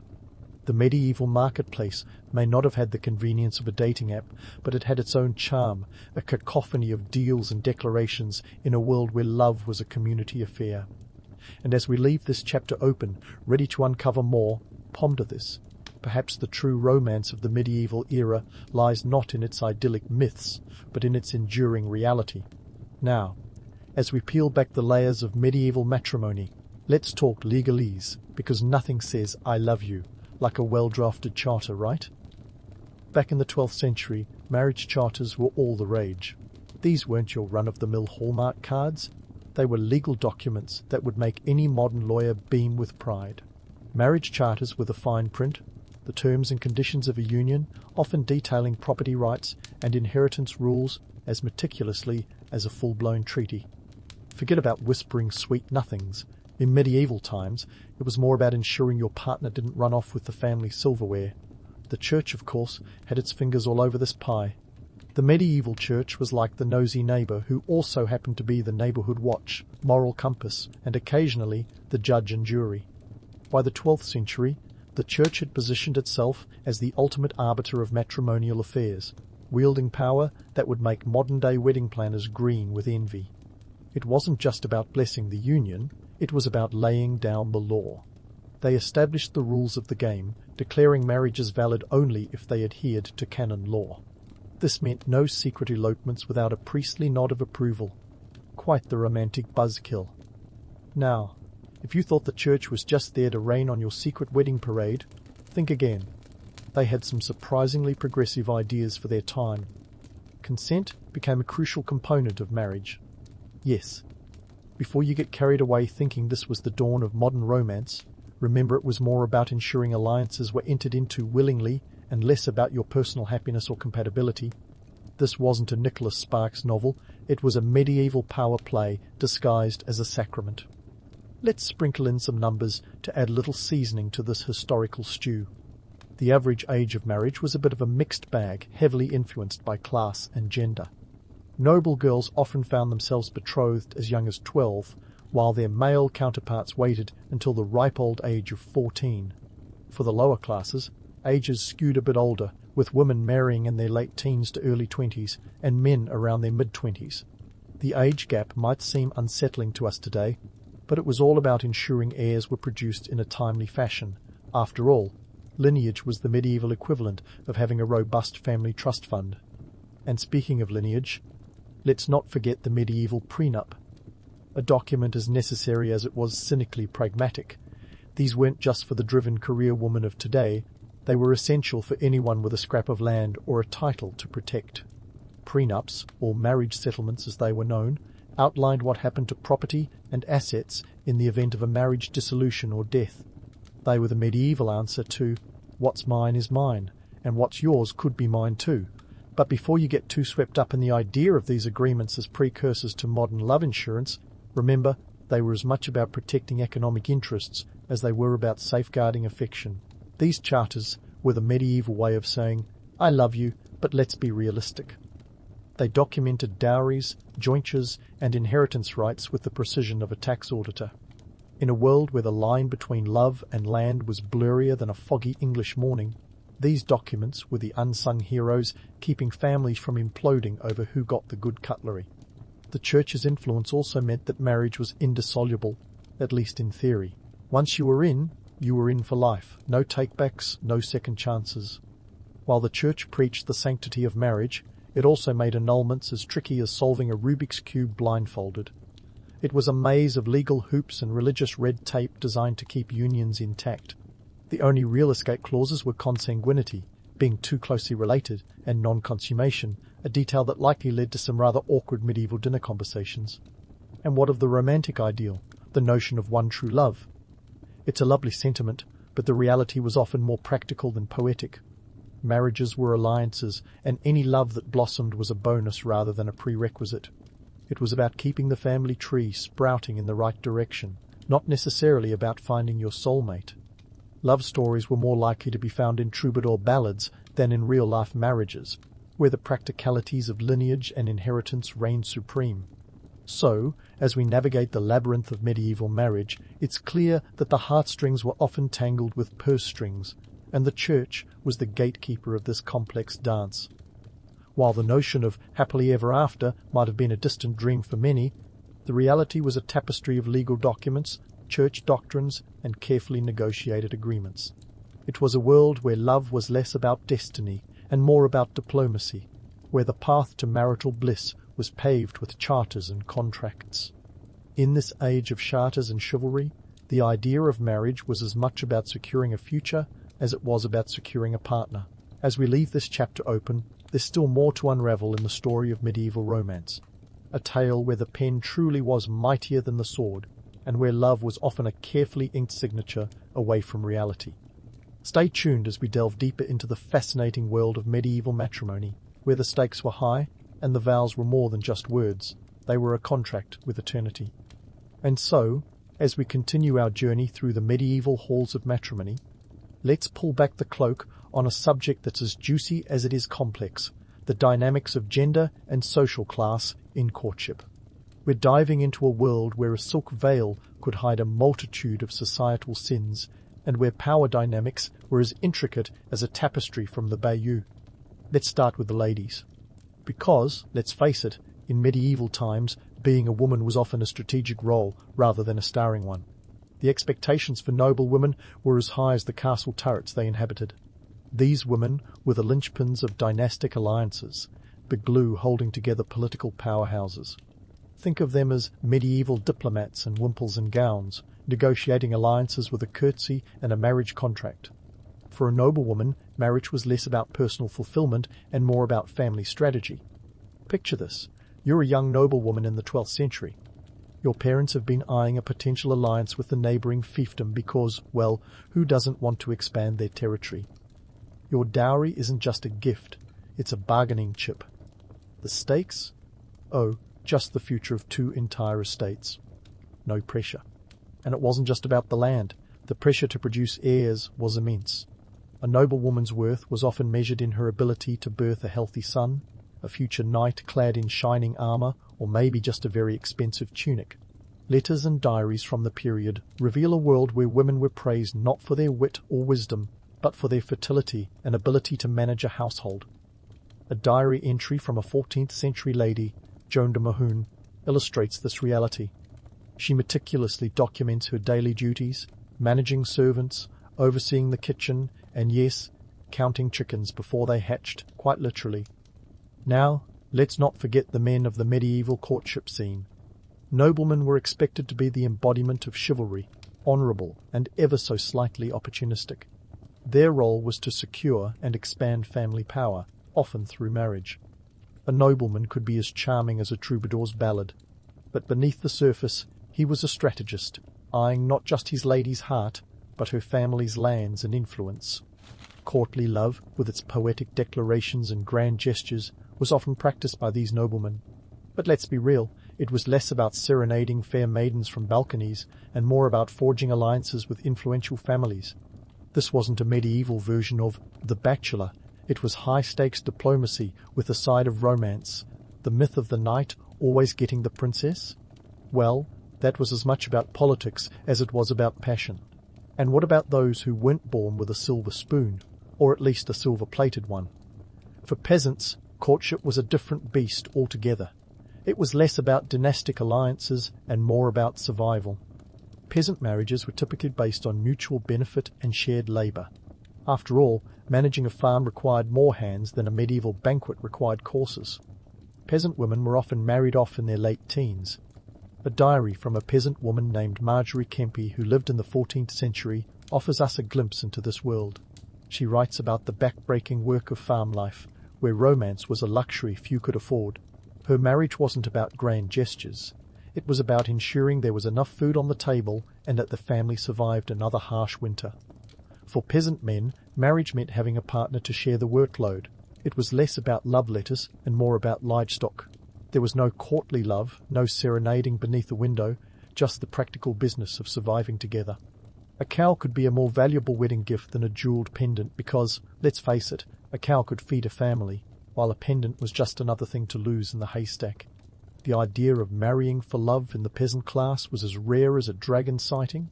Most marriages were arranged within the village, often with the church's blessing, because who else would keep track of who was related to whom in those small, tight-knit communities?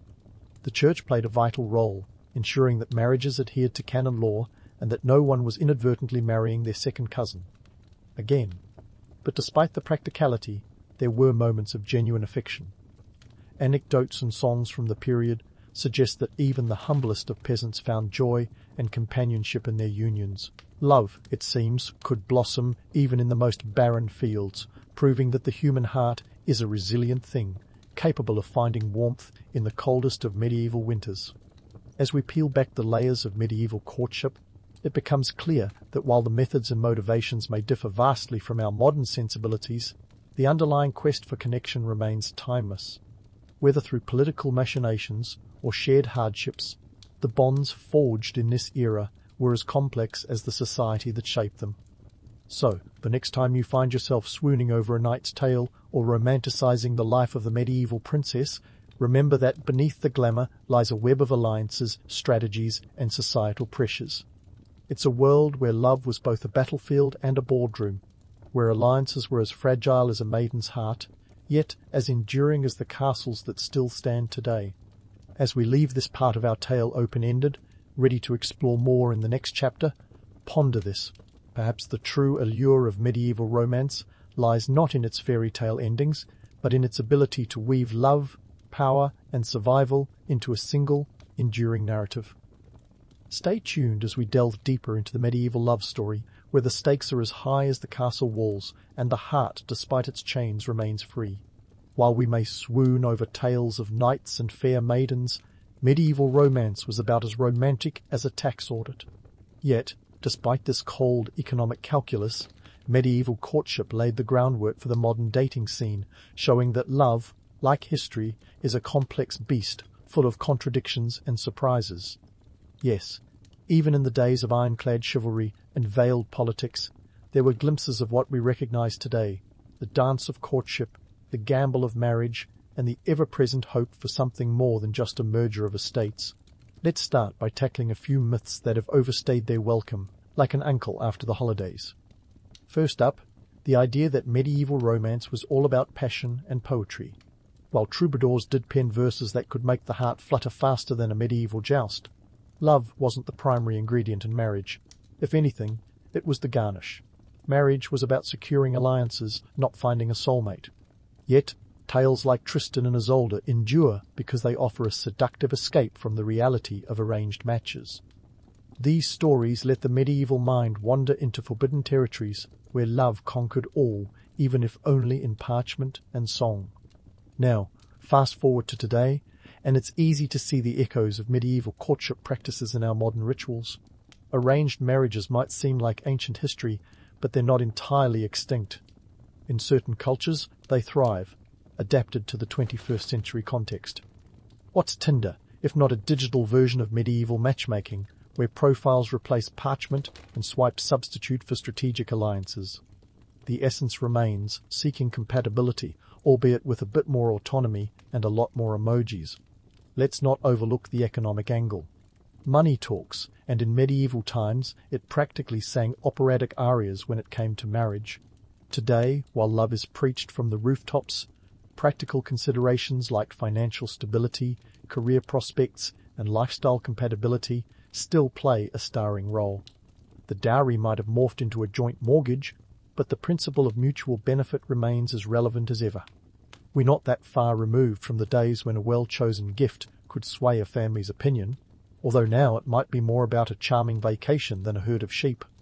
The social spectacle of medieval weddings also persists, albeit in a different form. Medieval weddings, with their feasts fit for a kingdom, have transformed into today's big-budget celebrations, where the guest list can rival a small town's population. A wedding is still a public declaration of love, and, let's be honest, a chance to show off a bit. The more things change, the more they stay the same, as they say. And what about the role of the church in all of this? In medieval times, the church was the ultimate matchmaker, ensuring that unions were as holy as they were strategic. While their grip has loosened considerably, the idea of a higher authority blessing a marriage remains for many. Whether it's a religious ceremony or a civil one, the notion of formalizing a union in front of witnesses endures. It's a nod to the notion that marriage is more than just a private affair, it's a societal contract, a public acknowledgement of what two people mean to each other and to their community. But perhaps the most enduring legacy of medieval courtship is the tale of love's transformative power. Whether it's the legendary romance of Tristan and Isolde, or the more humble unions of peasants striving to survive, love has always been a force of change. In the medieval era, it might not have been the driving force behind every marriage, but it had the potential to grow and transform relationships over time.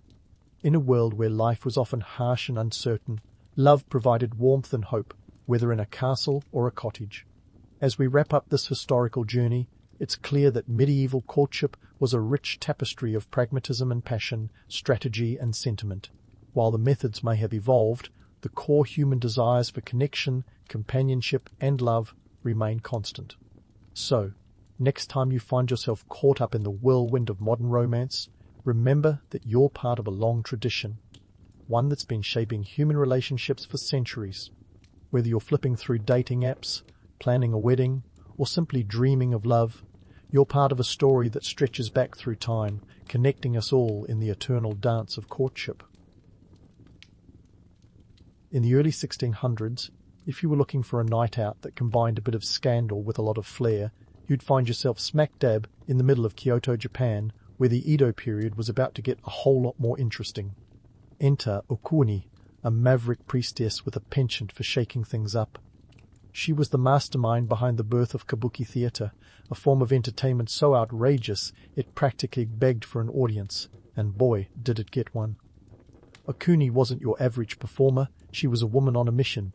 Instead of sticking to the traditional no theatre, which, let's be honest, was as exciting as watching paint dry, she opted for a more raucous approach.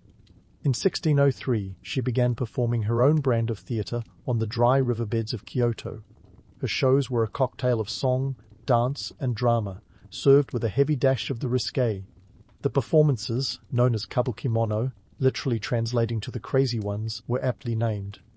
Okuni's troupe was a vibrant swirl of colours and movement, a visual feast that was hard to ignore, and ignore it they did not. Word spread fast, faster than a samurai could draw his sword, and soon enough Kabuki was the talk of the town. People flocked to see these performances, drawn by the magnetic pull of something new and daring. This wasn't just theatre. It was a rebellion against the stiff, hierarchical norms of the day. Okuni's all-female troupe turned heads and raised eyebrows, challenging the status quo and ruffling more than a few feathers along the way. Now, let's not pretend it was all smooth sailing. If you think the authorities were just going to stand by and let this theatrical revolution play out without a hitch, think again. The Tokugawa shogunate, the ruling class at the time, had about as much love for Kabuki as a cat has for a bath. They were not amused by its bawdy antics and the way it drew such a mixed crowd. You had everyone from samurai to merchants, and even the odd farmer, rubbing shoulders in the audience. Talk about a melting pot of social classes. But why all the fuss? Well, Kabuki was more than just entertainment. It was a cultural phenomenon that blurred the rigid lines of Edo society. It was a place where the high and mighty rubbed elbows with the hoi polloi, a place where societal norms were flipped on their head. And for the authorities, that was a bit too much anarchy for comfort. Kabuki's popularity was a double-edged sword. It was adored by the masses, but feared by those in power. In 1629, the authorities decided they'd had enough of Okuni and her all-female ensemble.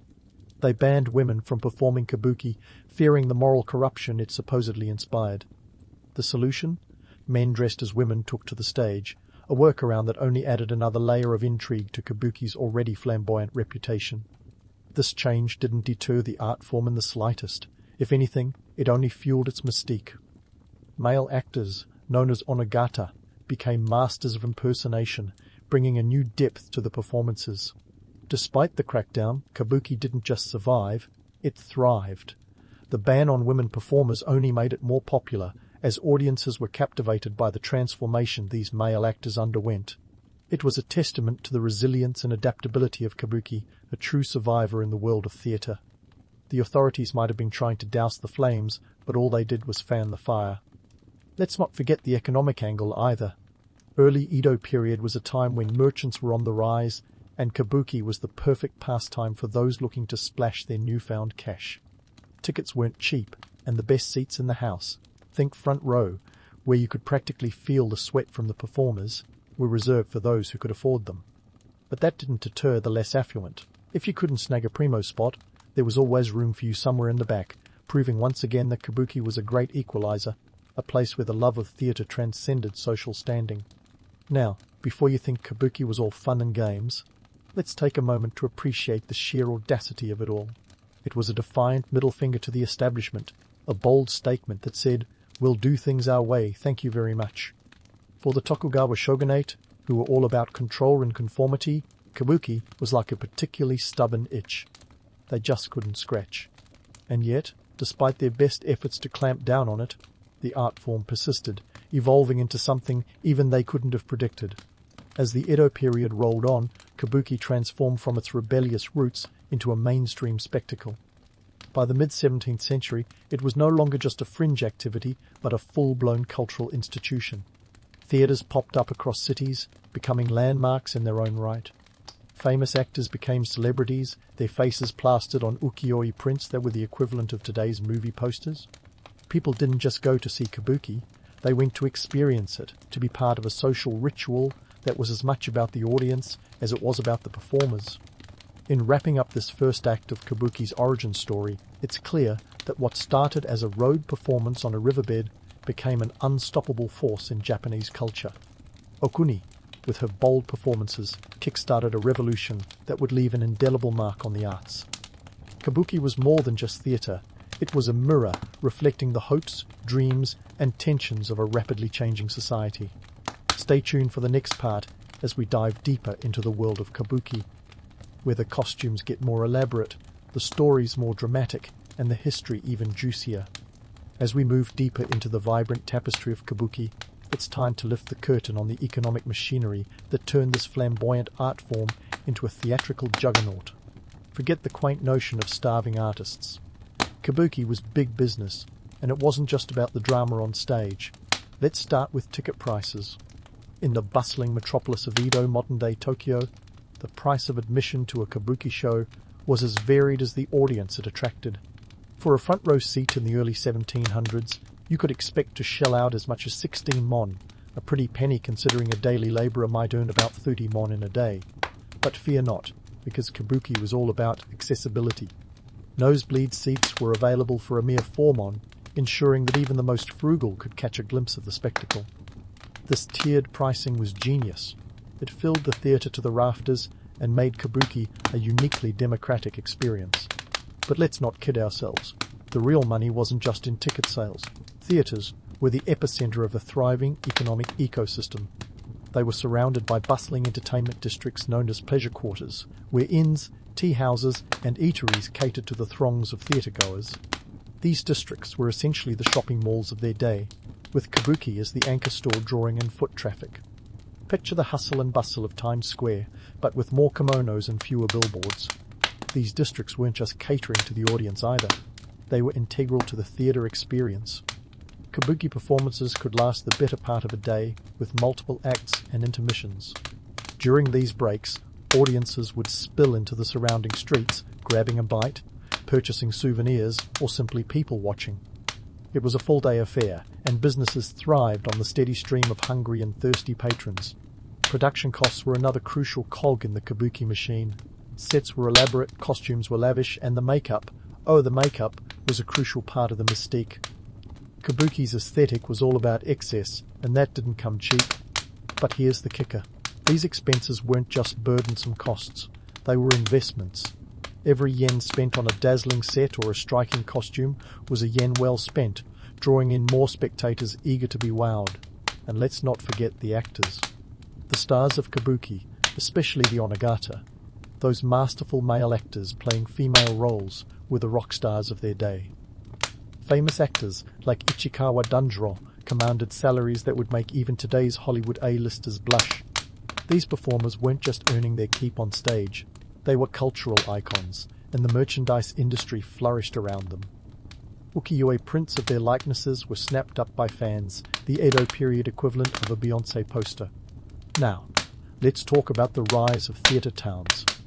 These were neighbourhoods that sprang up around major theatres, becoming cultural and commercial hubs in their own right. The Nakamura-za, one of Edo's most renowned theatres, was a catalyst for such a transformation. As it drew larger and larger crowds, businesses proliferated, catering to every whim and fancy of the theatre-goer. It was a classic case of supply meeting demand, a testament to Kabuki's role as an economic powerhouse. But before we get too swept up in this romantic notion of Kabuki as a cultural beacon, let's pump the brakes and address the less glamorous side of its economic clout. Theatres were often rife with vice, from gambling to the shadowy world of patronage. The boundaries between entertainment and illicit activity were as blurred as an impressionist painting. Some would argue this was part of its charm, a gritty realism that added layers to the already complex social fabric of Edo. But for the authorities, it was a constant headache, a reminder that Kabuki's influence was as unruly as it was pervasive. And here's a sharp observation for you. Kabuki's success was a double-edged sword. On one hand, it was a testament to the burgeoning merchant class, a group that was rapidly gaining economic power in a society traditionally dominated by the samurai class. On the other hand, Kabuki's very existence was a challenge to the rigid social order, a reminder that entertainment could be both profitable and subversive. In a world where status was everything, Kabuki was a wild card, a cultural phenomenon that defied easy categorization. So, what have we learned here? Kabuki wasn't just an art form, it was a booming industry, a microcosm of the economic and social changes sweeping through Edo. It was a place where money talked, and everyone, from the lowliest laborer to the wealthiest merchant, could have a voice. As we continue this journey through the world of Kabuki, remember that behind every layer of makeup and every elaborate costume lies a story of commerce, community, and cultural evolution. Stay tuned as we explore more of the forces that shaped this dynamic art form, from its golden age to its enduring legacy. And speaking of cultural evolution, let's dive into the whirlwind of political and social currents that turned Kabuki into a rebellious beacon of its time. Imagine a stage where the curtain lifts, not just on actors but on the swirling tensions of Edo society itself. Here, Kabuki wasn't just a spectator sport, it was a front-row seat to the era's gender and class dramas, played out under the watchful eye of the Tokugawa shogunate. Now, before you get too comfortable in that theatre seat, let's set the record straight. Gender roles in Kabuki weren't just fluid, they were positively tidal. When the shogunate decided in 1629 that women on stage were causing more ruckus than a rooster in a henhouse, they banned them outright. The reasoning? These performances were apparently so enticingly scandalous, they were thought to be corrupting the moral fibre of society. Oh, the horror! But here's the kicker. This ban didn't stifle Kabuki. It supercharged its creativity. Enter the onagata, male actors who slipped into the roles of women with such finesse that it was hard to tell where reality ended and performance began. These actors didn't just don wigs and kimonos. They embodied femininity to such an extent that audiences were mesmerized.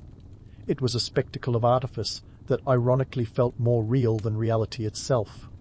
Yet, the ban on female performers was just the tip of the iceberg. The Tokugawa shogunate, ever the control freak of the Edo period, slapped Kabuki with a laundry list of regulations. They feared the theatre's potential to upset the social order, where highborn and lowborn rubbed shoulders with reckless abandon.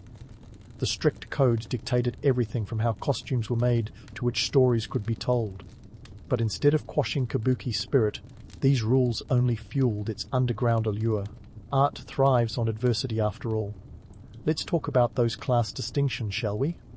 In the world of Kabuki, the usual societal hierarchies got a dramatic makeover. Theatres were melting pots where samurai could find themselves sitting next to merchants, artisans, and the occasional farmer. Imagine a Broadway show where Wall Street bankers shared popcorn with baristas and bike messengers. Unthinkable, right? Yet in Edo, this mingling made Kabuki a crucible for social change, subtly questioning the rigid class system and offering a glimpse of a more fluid social order. Not that the shogunate was thrilled about this, mind you. They tried to clamp down on such revolutionary mingling with regulations that would make a bureaucrat's head spin. But like trying to hold water in your hands, the more they squeezed, the more it slipped through their fingers. Kabuki audiences were nothing if not resourceful, always finding ways to keep the spirit of the theatre alive. Now, let's not romanticize this too much. Kabuki was no utopia. Beneath its vibrant facade lay a world rife with vice, intrigue, and the occasional scandal. The pleasure quarters surrounding theatres were hotbeds of commerce and, let's be real, less than savoury activities. But this gritty underbelly was part of Kabuki's charm. It wasn't just about the performances, it was about the entire ecosystem, the bustling hive of activity that made the theatre experience a full contact sport. And here's a juicy tidbit. The very restrictions the shogunate imposed inadvertently turned Kabuki into an art form that was as much about what wasn't shown as what was. Forbidden themes and stories were hinted at through allegory and subtext, creating a rich tapestry of meaning that rewarded the savvy viewer. It was a game of cat and mouse, where the audience's imagination filled in the blanks left by censorship. In this dance of defiance and compliance, Kabuki didn't just reflect societal norms, it reshaped them. Gender roles and class distinctions were up for grabs, and in the theatres of Edo, the boundaries of identity stretched like a well-worn stage curtain. It's a testament to Kabuki's enduring appeal that despite, or perhaps because of, its restrictions, it thrived in the shadowy recesses of societal norms. But don't be fooled into thinking this was just a theatrical issue. The social dynamics at play in Kabuki mirrored the broader shifts occurring in Edo Japan. As the merchant class gained power and the samurai found their traditional roles increasingly ceremonial, Kabuki became a cultural mirror, reflecting the anxieties and aspirations of a society in flux. It was both a barometer and a catalyst, measuring and influencing the winds of change. So, where does this leave us? In a world where the stage was a battlefield for ideas, and every performance was a skirmish in the ongoing war between tradition and innovation. Kabuki was more than entertainment. It was a form of cultural commentary, a way for audiences to engage with and critique the world around them. And as we peel back the layers of this theatrical onion, remember, the next act in our Kabuki saga promises even more intrigue, deception, and drama. So stick around as we continue to unravel the tangled threads of this fascinating art form, where every twist and turn in the plot adds a new dimension to our understanding of Edo's vibrant world. As the curtain lifts on the next act in our Kabuki chronicle, let's dive into the world of Kabuki actors, those flamboyant figures who were the rock stars of their time. These performers, particularly the legendary Ichikawa Danjiro first, were more than just actors. They were cultural titans who wielded influence with the aplomb of a modern-day influencer. They were the original celebrity endorsement, shaping fashion trends, public opinion, and even political discourse with their theatrical flair. Let's start with Ichikawa Danjiro, the man, the myth, the legend. Born in 1660, Danjiro wasn't just a performer, he was a brand. His name was synonymous with the arigato, or rough style, of Kabuki acting, a bombastic, larger-than-life approach that made him a household name. Imagine if Dwayne, The Rock, Johnson and his eyebrow-raising antics met Shakespearean drama. That was Danjiro's shtick, and audiences couldn't get enough. Now, in today's world, celebrities are often seen as walking billboards, hawking everything from sneakers to skincare. But back in Edo, Japan, actors like Danjiro were setting trends in ways that would make even the Kardashians take notes. Ukiyo-e prints of these actors were the 18th century equivalent of paparazzi shots, capturing their likenesses in poses that fans would emulate. Want to know the latest in kimono fashion? Just see what Danjiro wore in his latest role.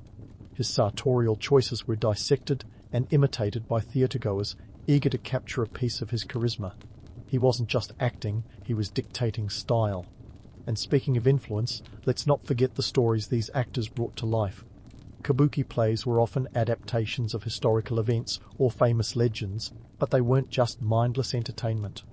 They were layered with social commentary, and the actors who performed them wielded considerable power in shaping public discourse. When Danjiro took the stage, his portrayal of a heroic samurai or a cunning villain wasn't just about the drama. It was a subtle critique of contemporary issues, from samurai honor codes to the merchant class's rising influence. But, as with any larger-than-life figure, the line between reality and myth often blurred. Stories about Danjiro and his fellow thespians took on a life of their own. Take, for instance, the tale of Danjiro's miraculous survival after being attacked by a rival actor, allegedly saved by the protective powers of a special amulet. It's the kind of story that adds an aura of invincibility to a star, feeding into a public eager for heroes in an unstable world. Yet, let's not kid ourselves. The reality was likely less glamorous. Actors faced cutthroat competition, and the theatre world was rife with intrigue and backstabbing, quite literally in some cases. Yet, the allure of these myths persists, much like the legends surrounding today's celebrities. It's the same old song and dance. We love our stars to be larger than life, to embody qualities we can only dream of. And while the details might get embellished in the retelling, the essence of these stories, of resilience, charisma, and sometimes sheer audacity, captures the imagination. Let's not ignore the economic backdrop here. The rise of Kabuki actors to celebrity status wasn't just a cultural phenomenon, it was an economic juggernaut. As Kabuki theatres became the entertainment epicenters of Edo, the demand for top-tier talent skyrocketed. Actors like Danjiro commanded impressive salaries, their earnings rivaling those of high-ranking samurai. In 1704, Danjiro's annual income was estimated at around 500 ryo, equivalent to a small fortune. This wasn't just a paycheck, it was an acknowledgement of the actor's role as both an artist and an influencer. And yet, for all their fame and fortune, Kabuki actors lived in a world of paradoxes. They were adored by the public, yet they occupied a precarious social position. Technically, they were considered part of the outcast class, lumped together with other entertainers and labourers in a rigid social hierarchy. But if you think that stopped them from wielding influence, think again. Kabuki actors were the embodiment of the idea that charisma could transcend class, that talent could upend traditional social structures, even if only temporarily. Let's not forget their role in shaping public opinion. In an era without social media or newspapers, theatre was a primary vehicle for public discourse. When Danjiro performed, his interpretations of historical events or fictional narratives often carried political undertones that resonated with audiences. It was a clever way of critiquing the status quo without overt rebellion, subtle enough to avoid the shogunate's wrath, yet powerful enough to provoke thought and discussion among the populace. So, what have we learned? The world of Kabuki actors was a swirling mix of glamour and grit, of myth and reality. They were cultural icons who wielded influence far beyond the footlights of the stage. Their stories remind us of the enduring power of celebrity, the way it can shape trends and ideas, challenge norms, and provide a mirror to society's own contradictions. As we pull back the curtain on the next chapter of Kabuki's history, buckle up for more tales of intrigue, deception, and drama. Because if history has taught us anything, it's that the show must and will go on. As we conclude this theatrical journey through the ages, let's talk about the enduring legacy of Kabuki. Because any art form that survived centuries of political upheavals and evolving cultural tastes is doing something right. Kabuki, with its flamboyant costumes, exaggerated gestures, and booming voices, didn't just survive the test of time, it thrived, and not by sticking to the same old script. The secret sauce here? A delicious blend of tradition and innovation. First, let's address the elephant in the room. Kabuki has always been about challenging the status quo. From the moment Okuni stepped onto those Kyoto riverbeds in 1603, Kabuki was an act of rebellion wrapped in a kimono, and like all great rebels, it adapted, evolved, and, more importantly, endured. Even when the Tokugawa shogunate banned women from the stage, Kabuki didn't wither away. Nope. It doubled down on its creativity, turning the restriction into a feature rather than a bug. Male actors, the onagata, became masters of imitation, a testament to Kabuki's knack for turning lemons into a theatrical lemonade stand. Fast forward to today's global stage, and Kabuki is still strutting its stuff, though with a few modern twists. It's not just a Japanese treasure anymore. Oh no, Kabuki has gone international, influencing everything from Broadway musicals to avant-garde theatre productions. Ever seen a modern play with intricate costumes and dramatic flair?